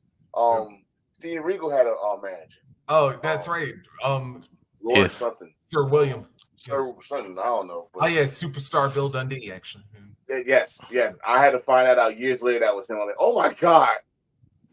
Years later. Thank you for the network. I had to find out that was Bill Dundee. Dang, who else? Don't forget the Dungeon. Was it Dungeon Doom? Yeah. Dungeon Family? No, Dungeon Family. Oh God. Yeah, Dungeon Doom, right? Yeah, Kevin Sullivan's group. Yeah. Sid Vicious, Vader, and them. Yeah. It's just Debo. Oh, don't forget DiBiase, like with the $1 Million Corporation. Oh yes, because his wrestling career was over, so he did something. Bro, like the $1 Million Corporation, Paul Bearer. Let's not forget Paul Bearer. Oh yeah. God rest. Mo. Jim Can't forget about still. Jim Cornette with the most colorful outfits I have ever seen. Still, but he gained some weight, so now he look even more silly. He ain't listen to Pops. He ain't coordinate. No, he ain't coordinate because then he had a nerve to have a net brace. Like, God damn, you just thinking everybody can squeeze it. We can't be Man on a Mission, Mo. Oscar. We could forget about him. Yeah. I try my best to forget about him sometimes. It was wrong how they beat him up when they broke up, but that was fucked up. But I mean, it was some managers. If you go to ECW, woman, Francine, with the one Francine was the queen of scream. No, head cheerleader. Head No. That's. Oh no, when she was with the Pit Bulls. Oh yeah. The early days. Yeah. So it's. What's that dude named that? He used to ECW. He used to call himself the sexiest man. Jason. Jason. Like too much cologne on and shit. Yeah. Oh, Jason. Don't forget Paulie was still there. I'm about to say that. Paulie Dangerously. And 911. Yeah, because he managed them 911 and Sabu. And Cinder Sang. Oh, Bill Alfonso. What? Oh no. No, wait a minute. Now Fonzie came later. Yeah. 6. Okay. He was a referee. He was a referee. He's a referee in WWE. Yeah. But then he came in right after Shane Douglas was leaving for the WWF, and then He was still referee, but he didn't become a manager until like later. May 6th. I'm still. Cause this is, if you want to know why I call Paul Heyman genius, that's when I call him Paul Heyman genius. But you can make a regular old fucking manager who got fucked up teeth, and I'm going right down the middle, baby. And I was like, that's genius because he was most hated. Especially when you do that damn whistle. That whistle. He was Taz manager. Or not manager. I would say he was Taz towel boy because Taz didn't need no manager at all. But when he became manager of RVD and Sabu, that's a whole other conversation a couple years off. But not just managers. Like, so would y'all say this though? 94 became the year for the small wrestler. Yeah, absolutely. Especially like with Malenko coming into with Hellman, the TV title. Yeah. The reason why I say that because like I said earlier, they had the trial around that time.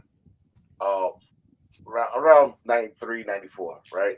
Yep. But the small wrestlers now start getting more main event push or semi-main event. More camera time, more time in the ring, and not just doing spots here and say, yay, all that stuff. Because the cruiserweights was coming. We already said Bret Hart, Shawn Michaels was pretty much holding Owen. Oh, definitely Owen. Yeah. Holding low, 1, 2, 3, all that stuff. The King of Hearts. And ECW, there's not really that many big guys, but they start showing off, like you said, Dean Malenko, Eddie Guerrero for that television title. Chris Benoit. So, and not forget. Mikey Whipwreck. I was about to say, oh God, Mikey Whipwreck. Little Mikey, he likes it. Mikey Whipwreck is kind of like the Big Sean of ECW. Like he's talented, but he's almost forgettable sometimes. Damn. Until you actually remember, he was the first Triple Crown winner. That's fucked up. All the talent they had, he was the one to get that title. The first Crown winner in ECW. Hey, we just said that about Diesel. What's it like in 1 year? Yeah, because he won the TV title tags in 94, but the world titles in 95. Okay. So 2001 year, and then a year later. But the funny thing about that, like I said, he is like the Big Sean. Like he's talented, he could put a great match, but his name is not mentioned to nobody else. The top ECW guy. If you ask any ECW fans or hardcore fans, they could mention everybody else. Some like 2 or 3, they will mention Mikey Whipwreck, like dead last. Unless you're hardcore from day one, from the Eastern Championship era, when Sandman was rocking the wetsuit. You did. Yeah, you did. And he was an ECW television champion. You know what? I was gonna say this. The reason why you won't hear about Mikey Whipwreck in the same light is because look at all the great names above him. Yep. And he pretty much only made a name for himself in ECW. Yeah. When he left to go to WCW, that was a failed experiment. Yep. And he came right back to ECW, changed his character, and he got with Jerry. Yeah, which is Jerry. Oh, James Mitchell. Yeah. Who? Father's James Mitchell is their manager. Yeah, in WCW. Yeah. We got or ECW, I should say. No, he was a manager in like 99, 98, 99. That part. Yeah. But with WCW, he had Raft, Mortis. And for some reason, they tried to do a karate storyline in WCW, but that's a whole nother show. But Lisa. But yeah. But Mikey Whipwreck, like you said, only one who would say that if they was a diehard ECW only or ECW or they from Philly and know what that man has done for the business. And nowadays, he's not even known for what he has done in the business. He's known for who he has trained in the business. So it's like so I was watching Drunk Champions, Drunk Champs, Nori and them, and they asked a good question, like, do you think people will acknowledge Queen Latifah for her rap skills more than her acting. Because I put Mikey in that same situation. You're going to acknowledge Mikey Whitworth for who he trained more than what he did for the business. Damn. Because you got to be an ECW fucking fan to know what Mikey really did in his career. Yep. Like there will be no Stone Cold Stunner if it wasn't for Mikey Whitworth. Yep. And that's a fact. Awesome. Yeah, remember he even beat him at November to remember. Right. But it's a fact when I'm saying it because everybody know what was Steve Austin's original finisher. Yeah. The stun. Yeah. The stun gun. And he just throw your ass in the rope and you clothesline. 1, 2, 3. That was it. That became a fucking a regular. That's part of his moveset now. That's his move. He took the stunner from Mikey Whipwreck, who used to do it off the ropes. Yeah. The whippersnapper. Yep. Mm-hmm. So I give that dude credit because I know who Mikey Whipwreck is. Mm-hmm. But if you say like Grant Hill said, you go and ask somebody that said they've been watching wrestling, and then say, okay, what you think about Mikey Whipwreck? You gonna hear a lot of who? Let's see. And then if you're one of those rare people who are a Smoky Mountain type of person, I also got to give shout out to Chris Candido. So, even though he was just like kind of at the start of his career at that point in time.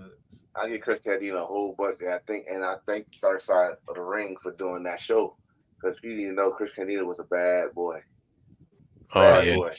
He was very respected. Oh yeah, I was like because I like actually Smoky Mountain was how I got to know about it, and I was like, oh hold on, he's a Jersey boy. Okay. Jersey boy, and with a Jersey crazy girl. Yeah. And no one, as they said, she wasn't crazy until she got in the business. She was a nice little thing, so that's could be the business fault. But anyway, that's a whole other story. Yeah, boy, he'd be a first man in history to lose his wife to Shawn Michaels. But like I say, I know Chris Candido to body Donna from WWF, and yes, the buying Donna and losing to Barry Horowitz. Yep. Barry Horowitz and on Superstars. Yep. After that, but when he went to ECW, no gimmicks needed. Yes, no gimmicks needed. And it was weird though, because he came back to WWF as Chris Candido on an episode of Raw. Yep. And look at it, that looked like that's Skip. That's no damn Chris Candido. That's Skip. So I didn't know about Smoky Mountain until afterwards because I remember they had a working relationship with WWF. Yeah, because I know. Only other reason I knew about Smoky Mountain is because like Cornette when the Heavenly Bodies first came up. Yeah. I'm sorry. Every time I do that, I got to do it. Thanks, Gigolo. Gigolo. Yeah. I do have more hair than Wig Factory. You know what? I was thinking of something, Neil. If Jimmy Del Rey was still alive, could you imagine him coming out to Nick Cannon Gigolo? Yeah. And do the dance. I'm a gigolo and I'm on the go. Okay. Everybody, I didn't like them as a tag team, but I just like when he came out as interest. But when they went to Smoky Mountain, I heard he was a badass tag team. And that also what brought the Rock and Roll Express into the fold.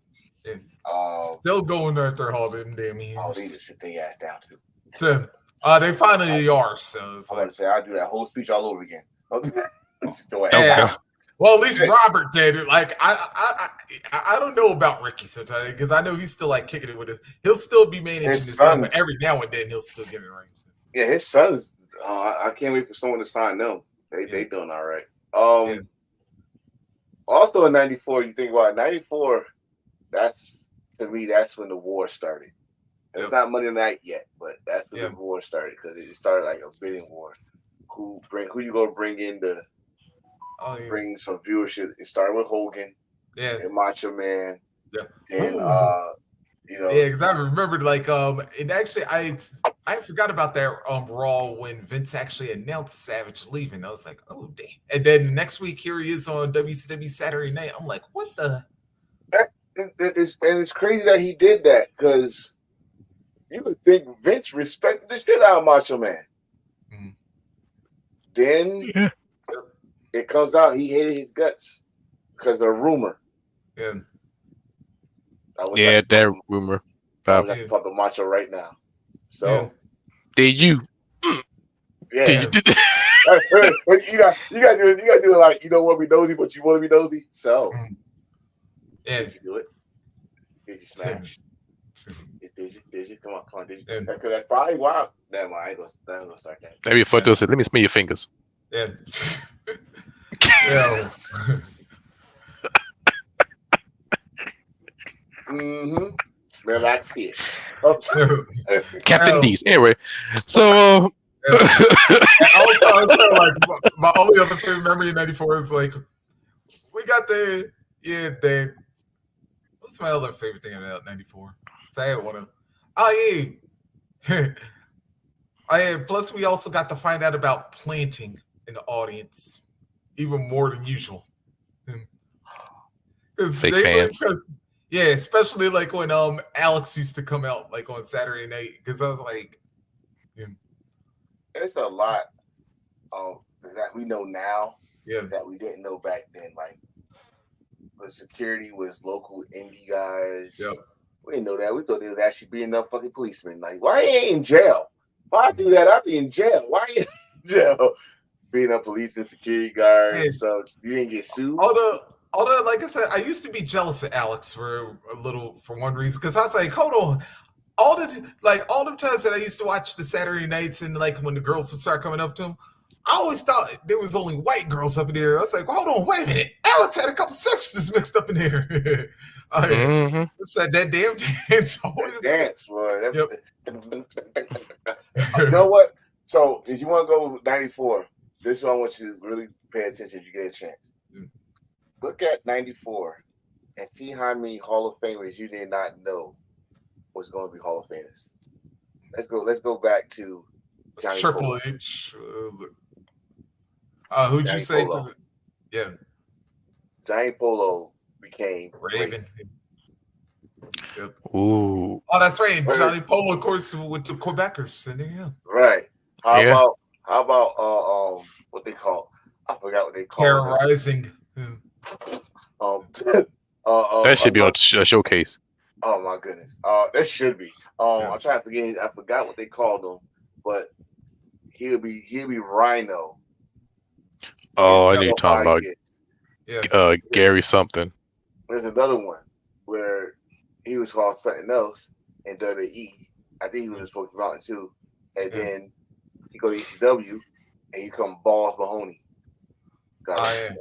Oh yeah. Like, Is there's so many people that you didn't know was going to be big stars or whatever, and then years later, it is still like that to this day. But back then, you didn't know that shit.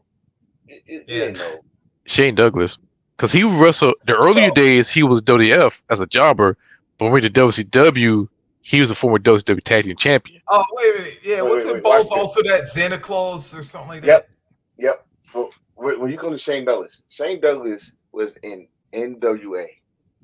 Yep. He was in NWA. It's also in Mid-South for a little bit. Like 1980, 1988, 1989. Yep.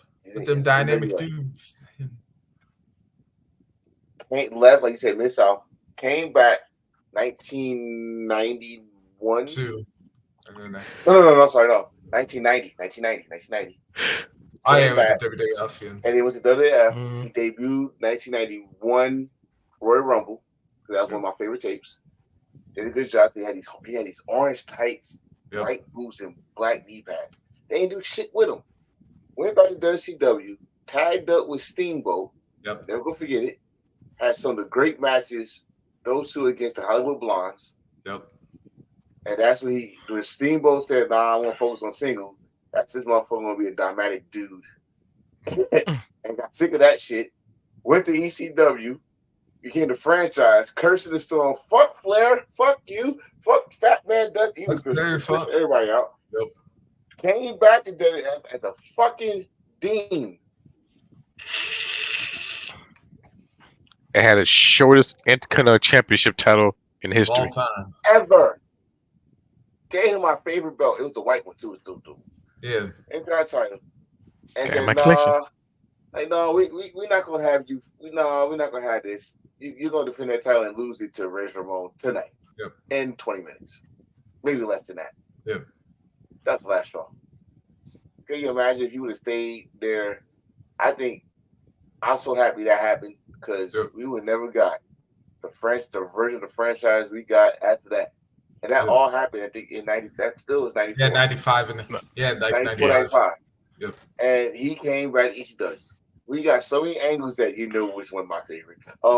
We got the first ever lesbian angle because of him. Yep. We got the man beating up a handicapped man with a halo on his head because of him. Yeah, sorry, Barry. we got the new version of the Triple Threat. Yep. And the brand new version of the title because of him. And then Francine now becomes the head cheerleader. Becomes the head cheerleader, which she loves my wife to death. God damn it, the Francine does. She loves my wife to death. She told my wife, "I'm gonna give you a picture," and I got it, and it's right here, right by me, right by my side. Yeah. Merry Christmas, Happy New Year. And then he was one of the reasons why ECW had pay-per-view.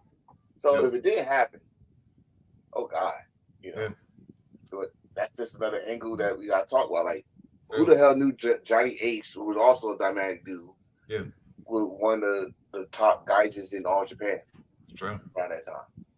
And so we're talking about 94. Yeah, I don't know that. Everybody think he just kiss ass Johnny United. People power.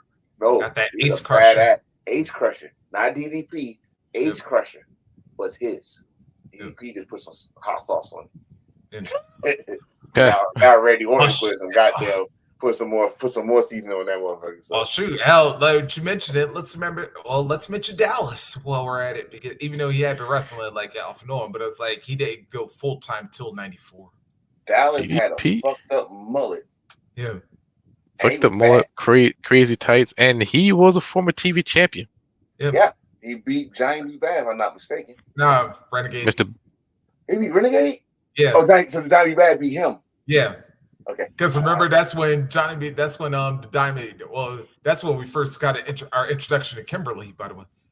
Yes. Kimberly, yes, and don't forget the Diamond Stud. Yeah. Oh yes, aka Scott Hall. Oh, let's not forget this.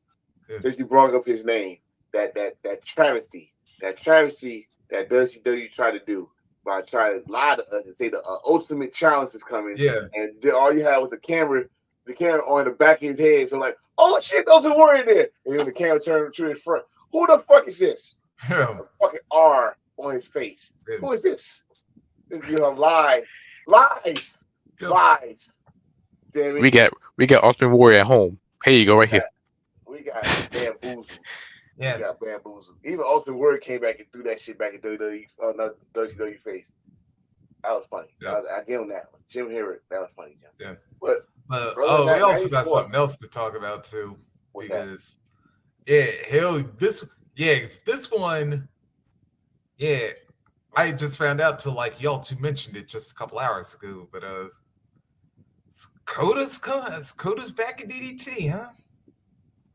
Oh, he's late for the party on that one. Yeah, that's part one late. You just let's stop dancing. But he's back home, man. He come back home and do some crazy dope shit. And hopefully, it's DDT. One thing, he's a little older now. I don't see him doing no fucking moonsaults off of soda machines to people's cars and shit. But he might still do that bike riding thing that he did in Blood and Guts one time. This is what I see him doing. I think he still got the craziness to do a moonsault off the balcony. I think he still got that if you got the right person to catch him. I think that. Could he do Murder Bushi move? I would love for that too. Hopefully, just forget that he's in the wrestling ring. Just look lost. Yeah, far away look like. Yeah. You know what? They need to bring back King Street of Pro Wrestling, where all the matches outside of wrestling ring. Oh God. They need to bring that back because I have not seen it for over a year now, and they need to bring that shit back. I love that tournament. That's a tournament who did to my heart. I love the Subway Battle Royale. Love the Subway, but we need a King of Street Pro Wrestling tournament. I want to see it. I'm so this is Kota Ibushi, man. Oh, Reese, you probably saw that, but this man, I had this man right here, him over there. I had him apologize to Kota Ibushi for the game. I did not apologize. I never say that word. I say villains never apologize, and to this day, you apologize. You said mean things about him and stuff. And now he back home, and you want to say, "Oh, welcome home, baby." Oh, no. I call bullshit. No, it's not. There ain't no bullshit. I would not apologize. You will apologize and we're trying to welcome home like, I knew you'd come back home, baby. I knew it. Yes. Kota. No. Just giving the Hercules right there. No, it's Kota. No, it's that final scene from Purple Rain. They get one final song that everybody get cheered on. Kota Ibushi's Purple Rain without it's why he shot himself in the head. But that part, yes, he is the Purple Rain. God damn it. Kota Ibushi. Kota Ibushi. Put your hands together like this now. Kota. Do you believe in Kota? Woo! We're not doing that. He already tried that earlier. But yes, Kota Ibushi is back home where he belongs. He came all in his wrestling gear. I don't know if he wrestled or not because I think they said that was his first match or return to the ring, and first time in DD Pro Wrestling in 7 years. So I hope this is where it leads up. I hope he's happy. Yeah, he's actually he was quote the special weapon in the Weapon Rumble match for the. Wait. So he's a weapon? Oh, for who? Dashiko Dina. Oh, so when his former boss sees him and get all emotional, oh no, please don't kick me, all this shit.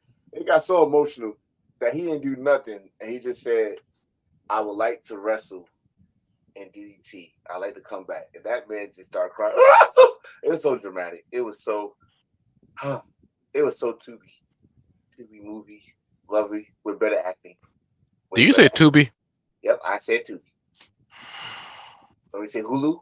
I can say Hulu. Don't you bring Tubi and DT the same sentence? You break them shit up. Wait. I can't. I can bring it up because those Tubi movies entertain you. That's different. No, sir. Yes, it is. At least entertain you. Yes or no? Do Tubi movies entertain you? Yes or no? It keep me going. Yes. No. You're running away from the answer, sir. I'm not running away. Do you be entertained by Tubi movies? Yes or no? Yes. Are you entertained by DDT? It bring me happiness. You are entertained by DDT Pro Wrestling. So yes. Together, you are entertained. So But wait a minute. Tubi brings some bullshit movie now. You know, DDT brought a bullshit. Where are my pheromones? They can always make a comeback. That was bullshit. I'd rather see Ferrone come back than that bullshit Secret Society 3 and 2. If you know, you know. Here's a spoiler. She got a wee-wee. Yeah, I said. And it's a Secret Society. She got a wee-wee. Yeah, I said. I don't give a fuck. Like I was saying, DT Pro, you bring your black ass back here. You ain't gonna walk away from me, goddammit. I speak. Good night, everybody. Point of order. Point of order. Hi. See, this is, you know what this racist is? This heelism. This is some heelism bullshit. This is some heelism. It's heelism. Y'all be heelism to me. Heelism. Yeah. I know my rights. I thought that was Yeah, wait a minute. I thought that was like, I don't know. Sir, chill, sir. So I thought we're done. heelism was like a rudism, but spoken by you. No, it's reversed when y'all against me in the most negative way as heelism. That is not Racism and heelism. Wow. You gotta yeah, I felt like I just felt like I got clubbered. Wait, what was that Dusty used to say back in the day? Clobbering. You got clobbering. It's clobbering. It's on one man. Clobbering. All right. This is the end of the show. And I just see old boy Cedric James Jr. make an upset and pin the champion.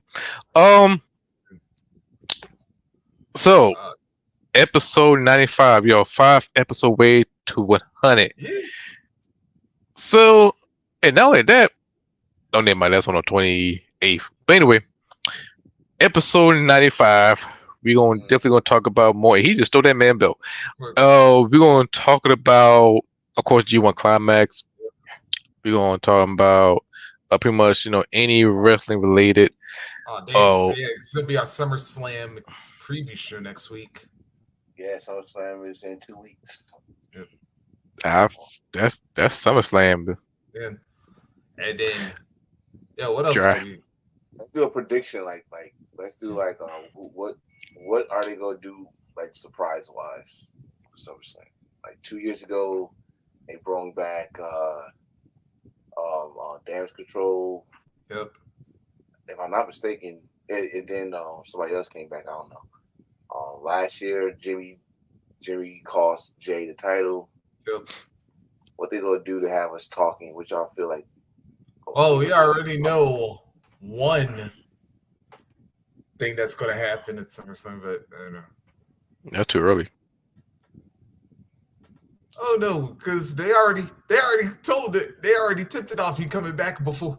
If he's not gonna be back at SummerSlam, he's supposed to be back. Yeah, I think they might the week do.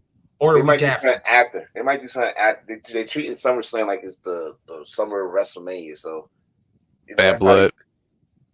Bad Blood's October, right? Yeah. Yeah. And they got to lead up to Bad Blood. This was lead up to Survivor Series, hopefully. So it's a lot of things we're gonna talk about with Survivor Series, SummerSlam, G1. Let's get ready for All In, because All In is in August. Yep. Yes. We already know some of the matches. Well, 2 matches. Hey, which one y'all think should be the main event? I think it should be the ladies. Yep. Yeah. Speaking of which, damn, Tony Schiavone. I gotta go off of you one time, bro. Speak, bitch. Damn. I was like, Tony. Tony Schiavone does no wrong. I'm sorry. I was about to say, that caught me off guard because I'm like, Schiavone usually respectful around the women, but I was like, damn. I want to ask Schiavone one question. If they would, I know he don't like Vince. He do have some like with Paul. If they invite him for the Hall of Fame, will he take it? Of course, I think he should take it. Yep. I do. You was a voice during those Monday Night Wars. Yep. But before that, you was a voice of NWA Superstation. Which now gets me a question. If he does, who do you think would be the right person to induct Schiavone? David Otani or Jim Ross? No. Crockett. David Crockett? Yeah. David Crockett. Yep. I'm going to tell you why I say that, because he told me he would do it. Yeah, because that's right. And plus, remember, all those Saturday nights. Willis. He said no a long time ago because Vince was still around. He don't have no problem with Paul. He said that on his podcast. He actually liked Paul. If y'all know who Paul is, Triple H. He likes him. No, we call Triple H McMahon. But go ahead. Yeah, but he likes him because even though some people don't know this or don't care, Triple H do like old school wrestling. And in fact, he was the one that brought them 3 Starcades back. Right. And he's the one that brought Tony to do those little promos, commands shit. I was like, the Starcade Control Centers. He said no because Vince was around. I think he could. I think he'll do it. And like I said, I already know David Crockett already said he'll induct him. He'll induct him. So I wouldn't want that would be a perfect induction because all the times they called like worldwide and some of the Saturday nights before Ross got to the company. Yeah, I told people like I remember when Tony Schiavone started with the mustache. Yeah, back in '83 he had the thick ass mustache. He had the Magnum PI mustache. Yeah, they cut it off, and then he got the beard and Hawaiian shirts. Everybody remember that TNA episode? Yeah. He came in and cursed out everybody. Yeah, especially Mike Tenay. Yeah. Oh man, so it's that's one person I think he needs to be in the Hall of Fame. I know people like, oh, it don't mean nothing. It means something to the fans. Yeah. So, yeah. Do it. Yeah. Man, it's like, you know what? Actually, I was going to say, you know, if you think about it, can we do a clip of Schiavone saying, "Oh, speak, bitch," like the next time somebody takes way too long to make a point? I already got it. It's on my TikTok. that's behind force. It's on my TikTok. When I heard that, like, oh, I gotta find it. So yes, speak, bitch, speak. Yes, that should be like a politician thing. We'll say this on the state of the debate. You got 5 minutes to speak, bitch. He said you got 5 minutes. You had 20 Schiavone voice on. Speak, bitch. Like, that's just awesome.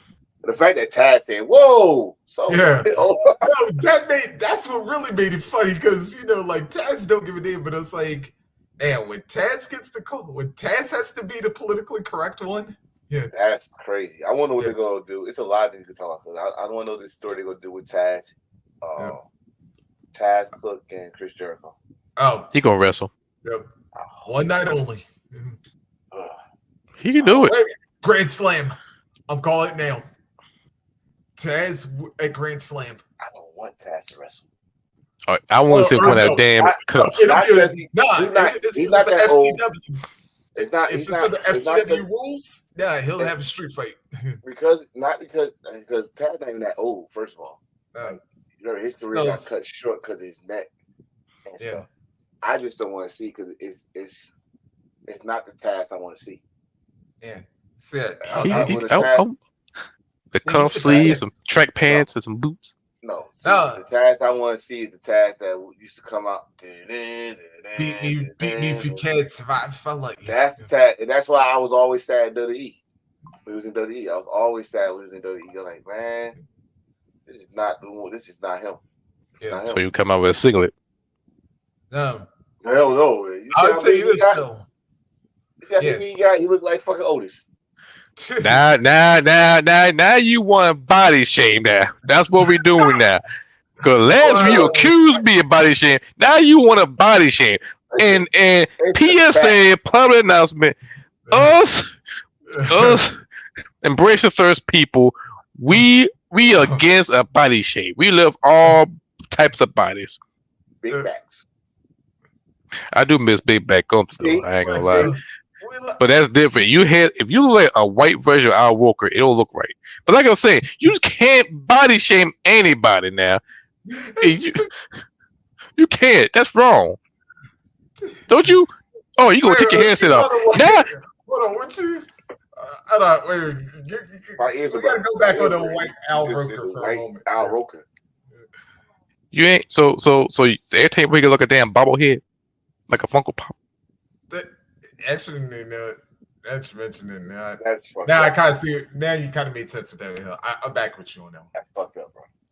Man, fucked up. If you see somebody who lose all that mass away, like, hey, you look good, they turn that dude don't look right. He look terrible. No. He needs some cheeseburger. No, I'll be scared. I'll tell you why. I'll be scared. I've been like that ever since. I'm a Yankee fan. And Mickey Mantle used to be a chubby guy. And then one time he came out, looked like they sucked all the weight off him. The next week, he passed away. And I've been scared ever since I seen that. If I'm used to you heavy, and I don't see you working out, and you all of a sudden now the weight goes down, I get scared. That's just how it is. I'll be more scared than, oh, good job, you lost the weight. Yay. I'm like, man, last week you was 300 pounds. Where you go? But, no. You know what I mean? No. It's not this being real with you. But hey, we gotta go, bro. Yes, it's 8:31s. So anyway, we turn to the lame. So damn dark. The damn dark episode of Dark Side of Rebels. Anyway, next week, episode 95, we're gonna talk about all the good shit, good stuff, good wrestling, wrestling, dope shit.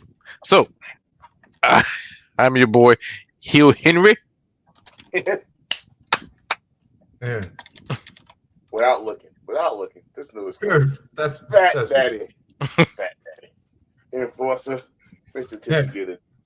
Yeah. And of course, some Rocky Reed saying that they said, well, now we were 6 away. And yes, I wrote 6 as in 6'5". I could have sworn I saw something else there. Yeah. That shit Well, yeah. kind of quick. But Hey, yes. that's how we roll. So yeah, G1. We'll figure out something else. We're gonna talk about the main event, but G1 definitely on SummerSlam and maybe whatever happened on WWE and AEW and TNA this past week. Yep. Or whoever Yes. the next surprise crossover will be. Like hell, Moose might do come out and start whooping somebody's ass. You never know. Brock Lesnar. Anyway, until then, Yeah, come on, Brock. Go at the Oba Femi. Go ahead. That's the only black champion we got left. Goddamn. that happened. I told you. If Oba Femi in the middle of the ring said, I need a challenge, I'll go call you immediately. You know what? Actually, you know what I am hoping for? And damn it, I wish they didn't turn Josh Alexander heel, because you want to know what? If they keep Ethan Page as NXT champion, and then Josh walks in, woo! I mean, it can't happen. North reunion. I mean, the NXT fans still might cheer Josh. That's true. You know, you can still be a heel in one spot and be a face in another spot. Yeah, Overrated will be that. yeah. Well, hell, It can happen. We saw. Oh hell, we've seen it with Brett all the time. That's right. It can happen. Anything can happen.